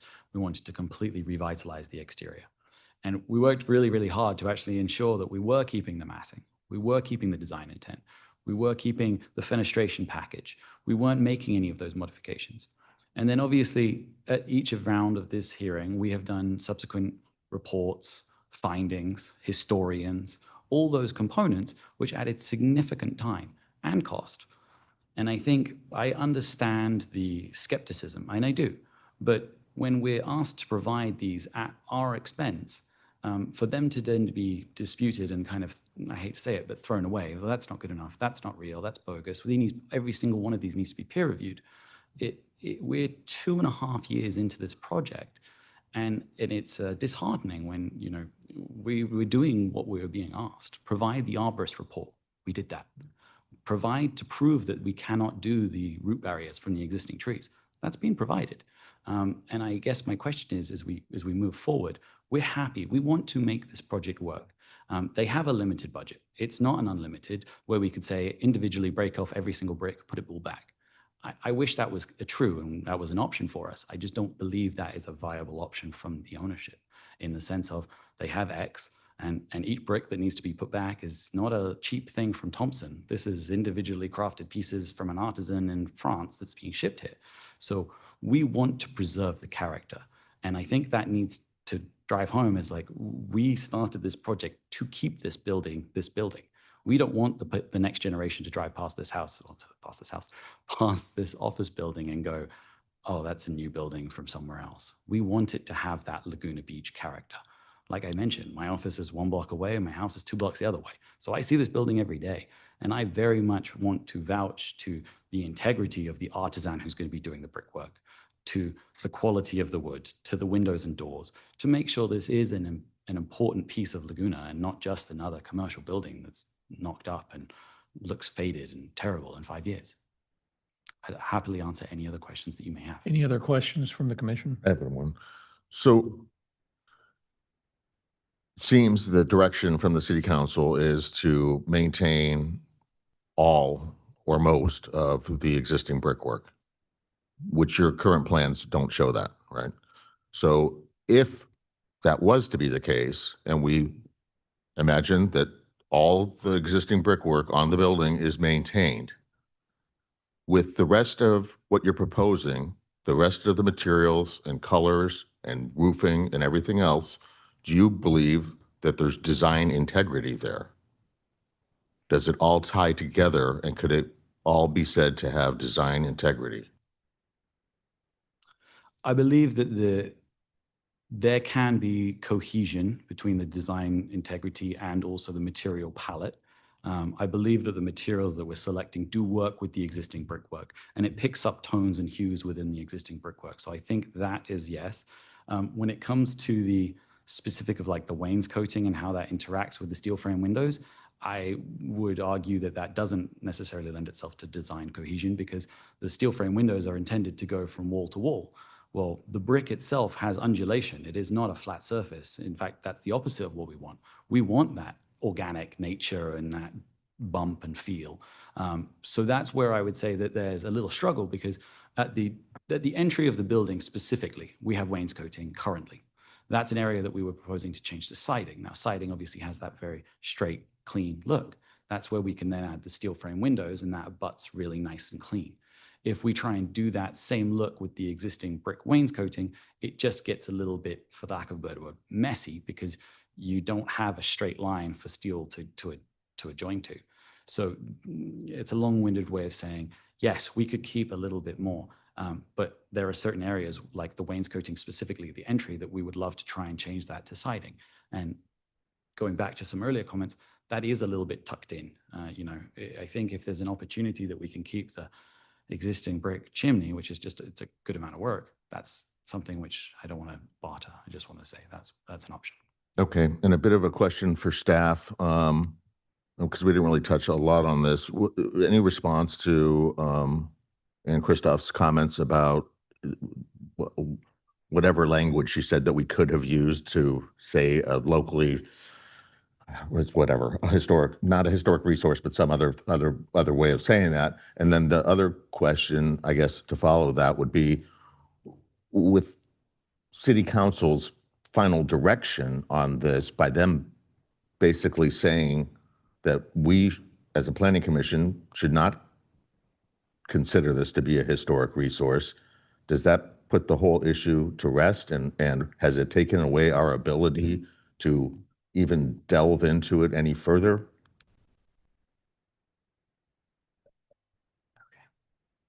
So the city council's direction, as you alluded to, Commissioner Sadler, is that the planning commission shall not consider the project as a discretionary historic resource. Now, that is one way that a property could be designated as a historic resource for purposes of CEQA, for example. There was also a historic assessment that the planning commission had previously reviewed. I believe it was at your second hearing in October of 2024. That assessment, prepared by the city's architectural historian consultant, concluded that the property does not qualify for either the state or national historic registers. And therefore, based on that conclusion, in addition to the council's direction to the planning commission on the remand, where they concluded and found that the property is not a discretionary historic resource, I believe, and I'll defer to Mr. Donegan, I believe that that issue is put to rest at this point. Correct. So Chair, if I may just kind of chime into that latter part of your question, Commissioner Sadler, about city council direction, you are 100%, excuse me, Mr. Vieira is 100% correct. The city council addressed that very issue of whether or not this project should be considered as a discretionary historic resource, and unequivocally answered in the negative. I would remind you all that the city council is the city's ultimate decision maker. They answer to the voters. And of course, we all serve at the pleasure of the city council. So while I'm not going to be up here and say that you must vote any one way, I would advise you all to heed the direction and guidance of the city council that addressed this very issue. And can you, in very high level layman's terms, explain the implication of that direction? The direction that we are not to consider it a discretionary historic. I'm not really sure how else to put it other than that, yes, for any project that comes before this body, there is this discretionary historic resource analysis. And Mr. Vieira had articulated that and can go deeper in, but I don't think that's what you're looking for. No, I'm asking, Yeah. what if we could deem it such, what would it allow us to do? It would basically be an additional CEQA treatment, and I'll defer to Mr. Vieira what that would look like. And it's basically geared towards the exemption. Yeah, and I can elaborate on Mr. Donegan's response. The project would at that point be evaluated for compliance for the Secretary of the Interior standards for the treatment of historic properties, likely under the rehabilitation standards. So any alterations to character defining features would be scrutinized, and a historian would determine whether or not the project complies with those standards. So the high level answer that I was seeking, it would just make it significantly more restrictive. That's a fair assessment. Okay. That's correct, but you do still have discretion under your design review authority, or you're ultimately finding the project that either best satisfying the design review criteria that apply here or not. Okay. So let me ask the question one other way. So we eventually we'll get there. I understand that by not having it a registered, official historic building, which this council clearly said it is not, there's a whole regulatory framework of what that means and what you can do and can't do. Over here, there's another discussion about, well, this is a building by a notable architect that's, has a tradition in the town, and that there's value to having that building retained, fairly close to the original design. Does this determination by the city council keep us from having that discussion? Because there is a bit of history in that discussion, but it's completely separate from the idea of a regulatory framework restricting certain liberty in the design of the building. My advice to the commission would be to focus your deliberations on the required findings for approval. I think the findings that staff has highlighted for you, in particular design integrity and neighborhood compatibility, are very relevant to the topics of discussion that have been had by both the commission, applicant, and members of the public. And in order to, I think, maintain the integrity of your deliberative process, I would caution you from deviating from that line of discussion. That's a good answer. Thank you. Yeah, it's a very good answer. Okay, yes. Well, so it gets, We're still in questions to the applicant, or if we don't have any, I can close the public hearing. yeah, no, I Okay, close the public hearing. We can now open it to discussion of the commission. So now. Okay, we could start with design integrity. And the architects had, I felt, kind of a unclear statement about whether the Crazy Quilt integrated well with the design and maintained design integrity with the building. I don't know why, if it's maintained in that one section of the elevation that you've saved or reconstructed facing Glen Eyrie, that wouldn't apply across that entire elevation, which is what City Council is requesting. So I think there's design integrity of mixing those materials. That's one part of it. The other part of it is the colors, which we have discussed, and how that, and third part of it is how does this integrate with the neighborhood? How compatible, what's the neighborhood compatibility? Those seem to be the two criteria we need to zero in on. I, for one, I'm all in with the council's commitment to maximizing the Crazy Quilt. And I think, I mean, that's important.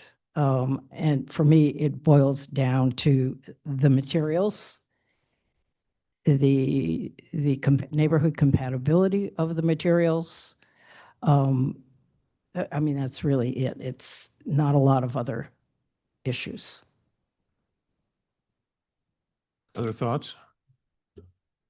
I've kind of gone back and forth on a couple of these things. I also agree with the direction from the city council. I believe when they said maximize, that they basically were intending that all or most of it be kept. And that's what I would like to see, that all of it be kept. Everywhere that it's on the existing building, everywhere that it's on the existing site walls, that it be kept.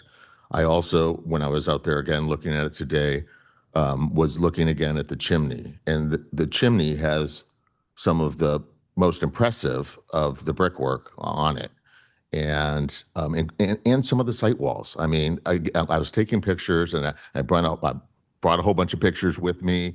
Was, you know, if it was relevant to our discussion, was going to ask that they maybe be brought up, but also, you know, felt that maybe I would be catching you guys off guard by doing that, and you guys hadn't seen these photos until tonight. So anyhow, but you know what they show what's there. But you know, some of those, the walls, I mean, some of the materials that are intermixed there with the brick it's crazy. That's a Crazy Quilt. I mean, it's got, you know, the stone and some other really almost like glass pieces and other stuff. And I also think that, you know, that I don't understand the statement that, you know, that a lot of this brickwork is going to be destroyed or lost. It shouldn't be. I think if it's carefully done, you know, and you're you know, attacking the grout between everything, that most of that stuff should be able to be retained. It's brick, it's stone. It shouldn't be easy to break. So that, you know, so maintaining the majority of what's there. I think the chimney should be maintained for a couple of reasons. One, because of the artistic nature of that brickwork that was done. Another reason was that the original design intent was always to make this appear as a residential structure almost, to blend in with the neighborhood. So there's neighborhood compatibility that's involved there. Now, whether or not they want to use the fireplace as a fireplace, you know, that's up to them. But I don't agree, and I don't, I'm not attacking another engineer's integrity or anything else, but for him to make some of those statements that he made based on really nothing, just a general feeling based on the age of the structure. And again, 1977 was not 100 years ago. There were building codes, and I looked up, as that engineer could have looked up, at the 1970s Uniform Building Code, which was the governing building code back then. And there's clearly provisions regarding the construction of masonry fireplaces and chimneys that required them to be reinforced. So I'm almost positive that it is reinforced. Now, he goes on to say that during a seismic event, there's a possibility of it collapsing. Yes, that is a possibility. We don't know the maximum size earthquake that could hit here. It's always an unknown. And during other recent earthquakes in Southern California, plenty of chimneys did get damaged and collapse. Plenty of other ones survived just fine. So I don't think that that's a really valid reason for removing the chimney. And so, and again, it's, the code requires that it's reinforced, it's tied into the structure as it reaches the different roof levels and down at the foundation. So I'm relatively comfortable with that. So, whether or not the brickwork on the site walls needs to be, if the site walls or any portion of the structure, it needs to be removed, okay, I'm willing to, say that you have to do what you have to do, but then it has to be very carefully replaced and redone. The area of the block wall that's going to be changed in its direction in the corner there, obviously that's going to require them to be removed. So again, save all the brick and stone material you can, build the new wall and replace it again. So then it comes down to this question of design integrity.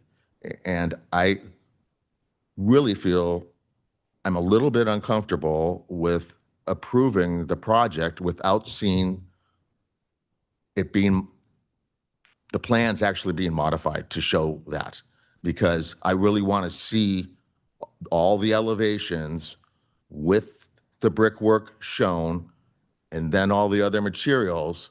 Then I can make a really clean, clear judgment on whether or not design integrity has been achieved. I think there's a chance that once I look at that, I might have some further suggestions and say, you know what, I don't think the colors that you're proposing are really tying in well with that. I think maybe you guys might want to reconsider the roofing material and maybe look at something other than standing seam metal roof. I don't know, but I can't really make a judgment on that when we have plans that are showing one thing and we're having a discussion talking about something that's pretty different. So that's kind of where I'm at regarding that. The trees and the ficus trees, I know ficus have a history of creating, issues and problems. I could see that they were creating some issues and problems regarding certain areas, mostly with the driveway surface and some of the surrounding flat work, not so much with the site walls themselves.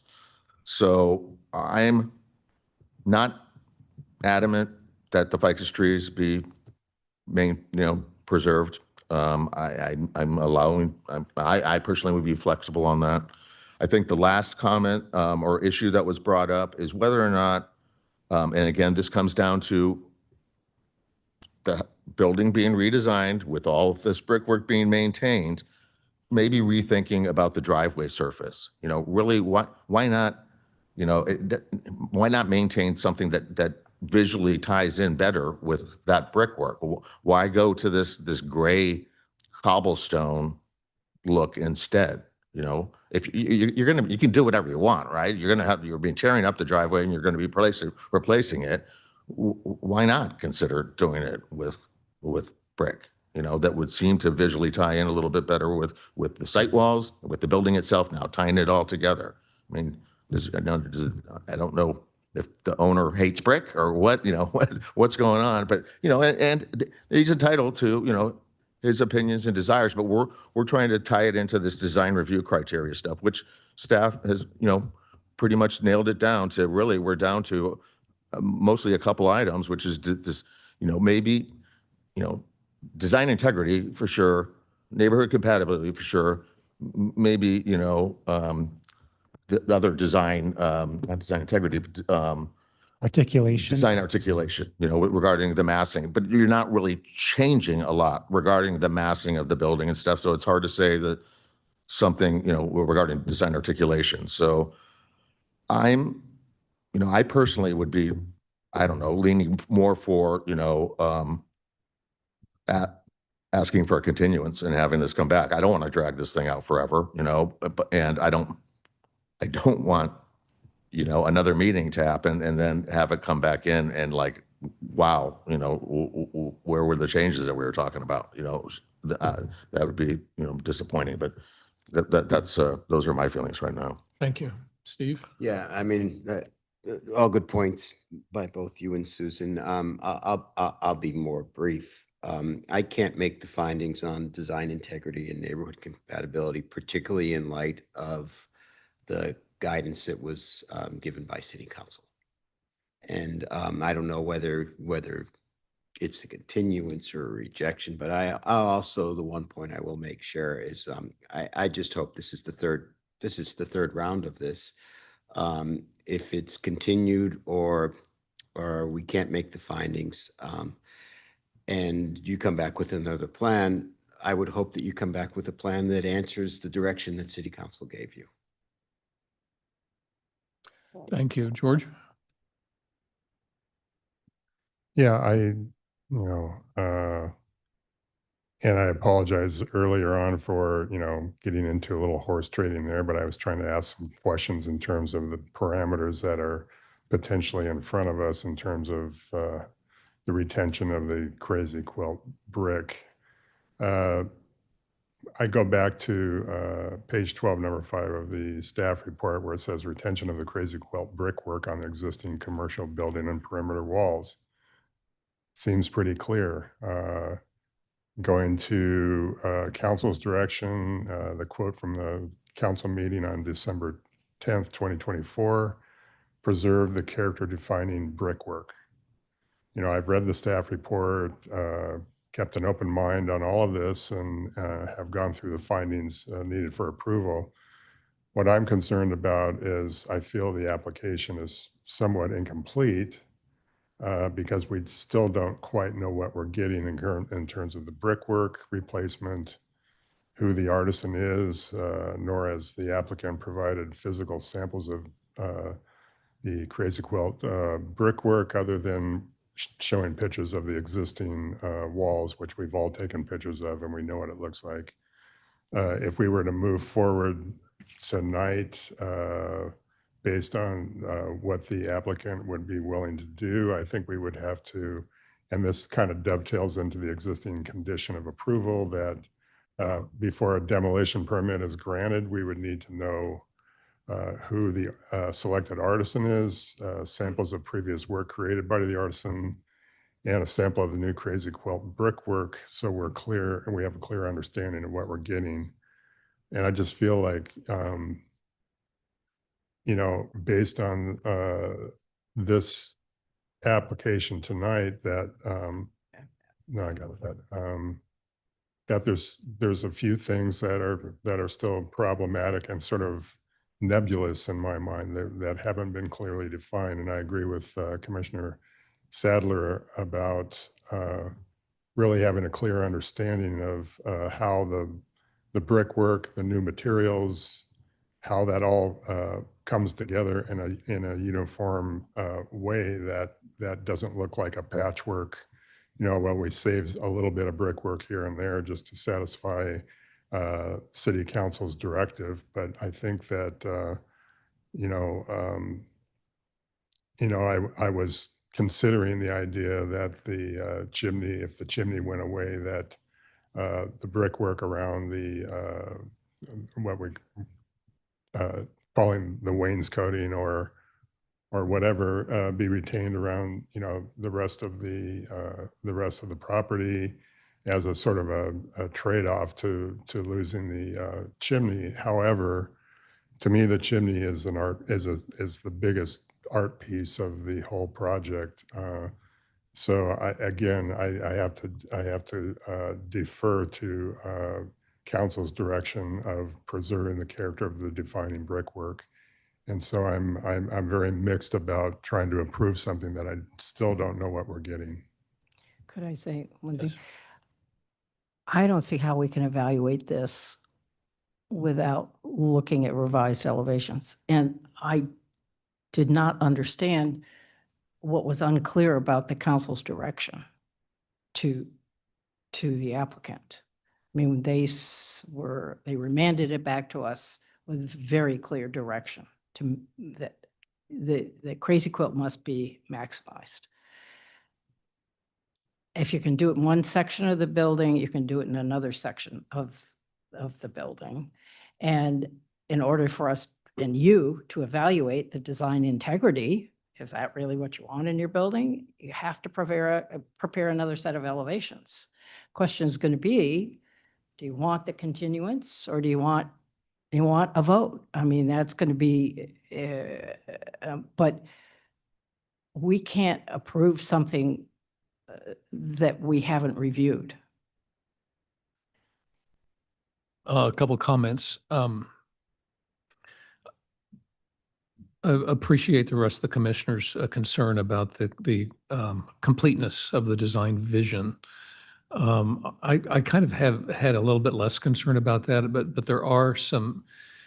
One of the issues I have that I see the direction we're going here, and I'm wondering about the standing steel metal, the standing metal roof once you put the chimney back in, because that really does add, that's a huge character statement, for the building when that chimney goes back in. And I would think that you as a sophisticated designer that would trigger thoughts. There would be a ripple effect of putting that chimney back in, because I don't know that you can just do it independently and leave everything else the same. So that's one thought. I would, to me, I would be comfortable with the definition of maximize. There's a particular area you noted as being problematic in terms of the, leaving the brick, which would be right around the entry. And to me, if there was a problematic area where design integrity was going to be more difficult if you maintain the brick, and 90% of the brick were being kept other than that one area, I personally would be comfortable with it not being 100%. But if there were particular locations where you had a good functional design reason, I would be comfortable with that. I think the ficus tree is a problem. It is tearing up the driveway. I think going in and ripping all that out and redoing the paving with the roots, elevated and pushing up the concrete slab, to me, I think that is a legitimate issue. And so I would be supportive of retaining that particular, change, to the plan. But those are my comments. Are we at a point where we want to make a motion? You should ask the applicant. Yeah. What? Oh, I didn't realize they had a complete vote, but so what's in front of you is, I think, clearly dissatisfaction with your response to the council's direction. And in order to achieve that satisfaction, it would be a substantive enough change that the commission is uncomfortable moving forward with a conditional approval. So what's being discussed is continuing this, allowing you the opportunity to modify the plans more in keeping with some of the direction you got from the council and the commission. And I guess the question is that a direction that you would be comfortable with? I'm probably not comfortable, but would it be acceptable versus the alternative? Yes, I believe the ownership would like to ask for a continuance, please. Okay, excellent. So A win.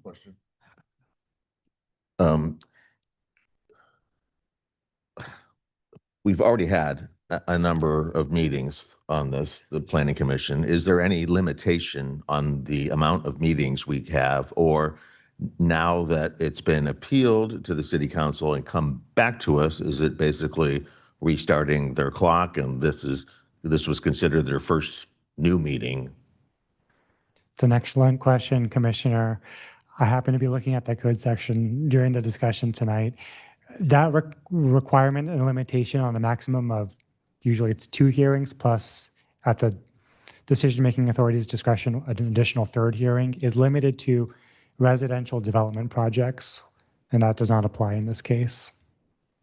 So there is no limitation on hearing numbers. I think we're, it's painful to continue this because we do want to get it resolved.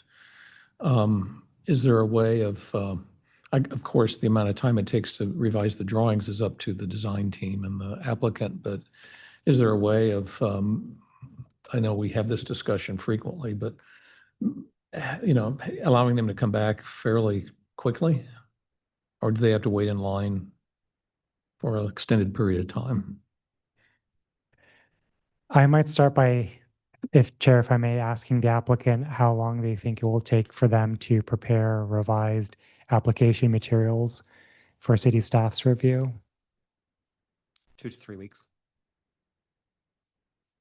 Obviously, if there's independent consultant additional reports that we need to get for rebar scanning, et cetera. Well, let me make a comment on, let me give you my opinion. But for drawing. Let me give the commission my opinion on that issue.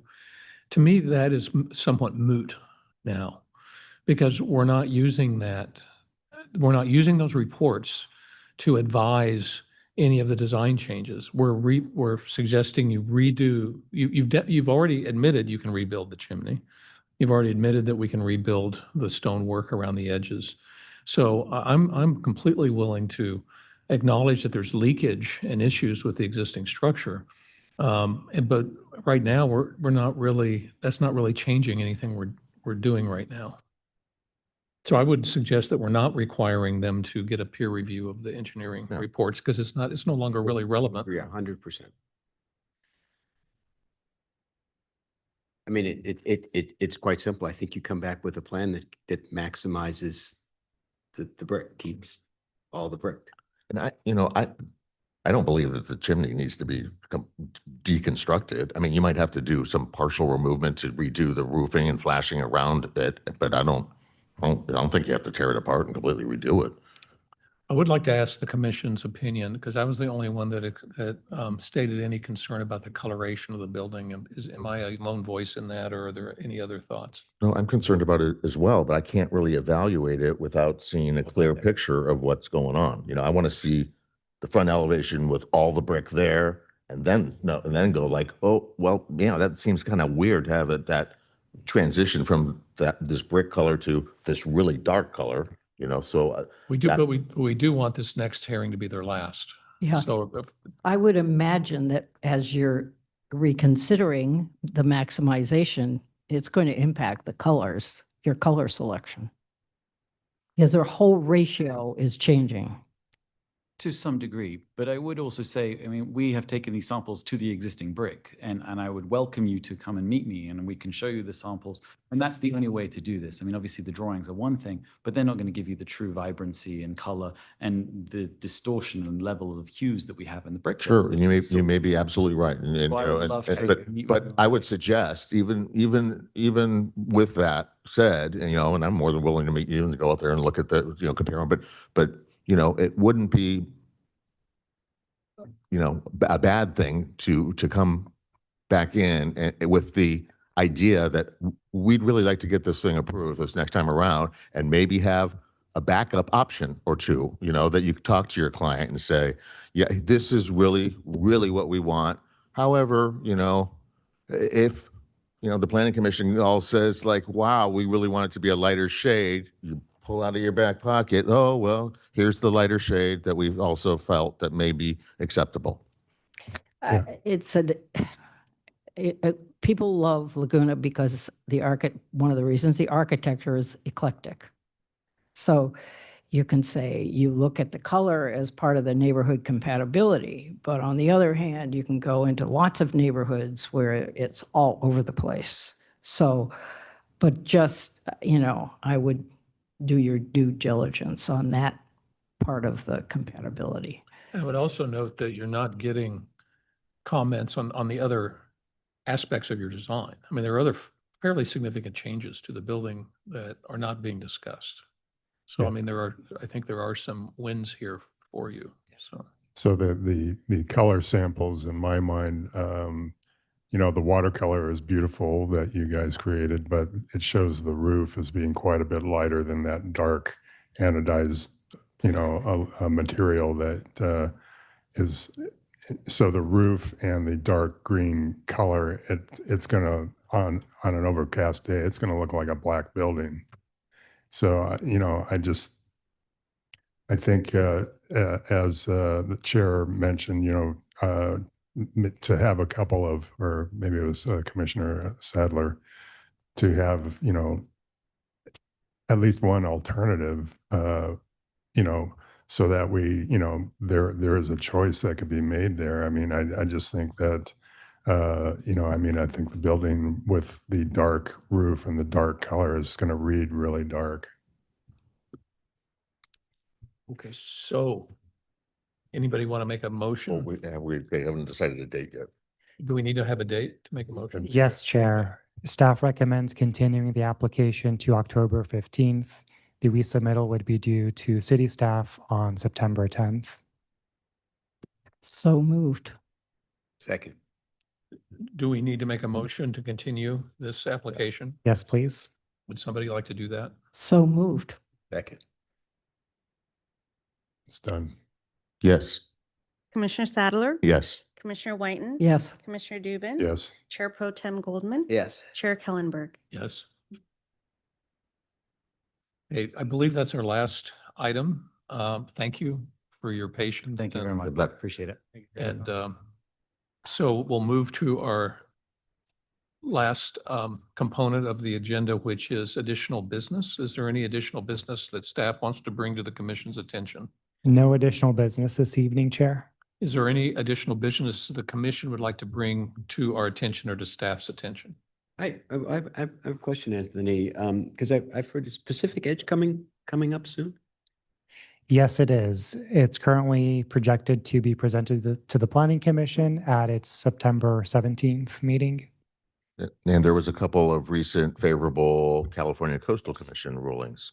That is correct. The Coastal Commission found no substantial issue with the city's approvals of the Promenade project and the new Fire Station 4 project in South Laguna. And I would just. Along those lines of the promenade, I guess that even though what we saw were really, you know, kind of concept level drawings, there's no point where that's coming back in front of us for any further review, or is there?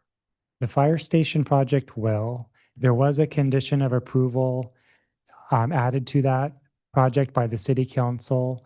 There will be with the Which ad project are hoc. you talking about now? This is for the fire station.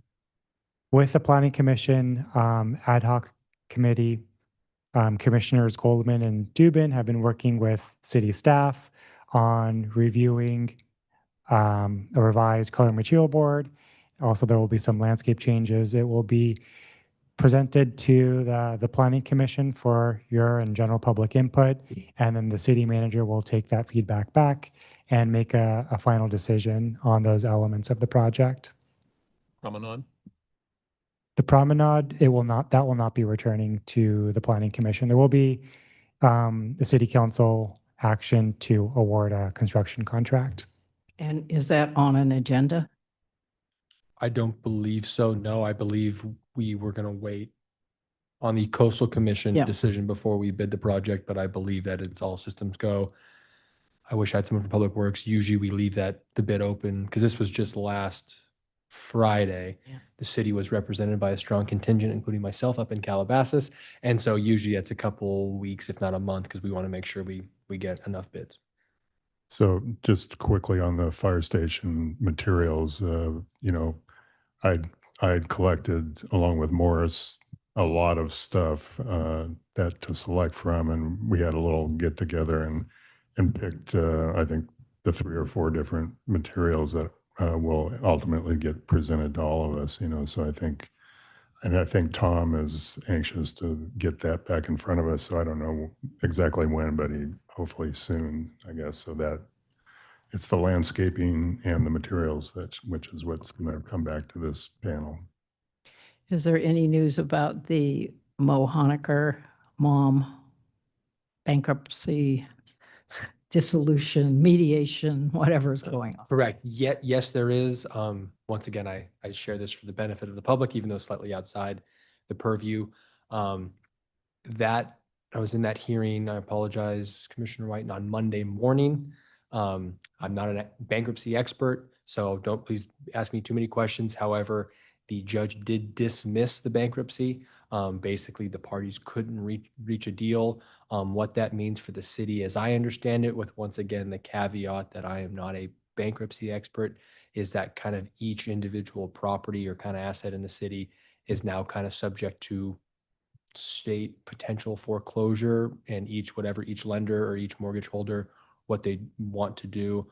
For the benefit of the public, the Terra Laguna remained in bankruptcy till the end of the month. The bankruptcy judge was persuaded by the festival's attorney, as well as our illustrious city manager, Dave Kiff, who did appear as well via Zoom, who basically, emphasized to the judge how important was that nothing happens to that facility during festival season. And the What is judge, Terra Laguna? and the Restaurant. the restaurant by Festival, the right. festival, Okay, yeah. okay. And Oh, the okay, and the okay, judge heeded that argument, and so Right. that remains in bankruptcy till the end of the month. Where the rest of them, I believe it came across my email either this morning or late last night that the So- court was signed. So if it's no longer in bankruptcy, how does it get resolved? I believe under. Just takes over. Correct. And so Chair, as I understand it, so it would be up to each lender to the range of legal So mechanisms. the primary lender. What could who has foreclose, the highest, or they highest could, level or they of- could try to reach a deal, equity so takes on it and so over, forth, right? basically. Well, Yeah.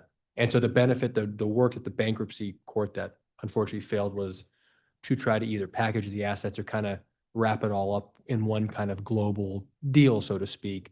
The auspices being, hey, maybe that could add value to it if you're getting everything, but now it's kind of back and we'll see All the how it goes. properties The, together. the interesting question will be Hotel Laguna.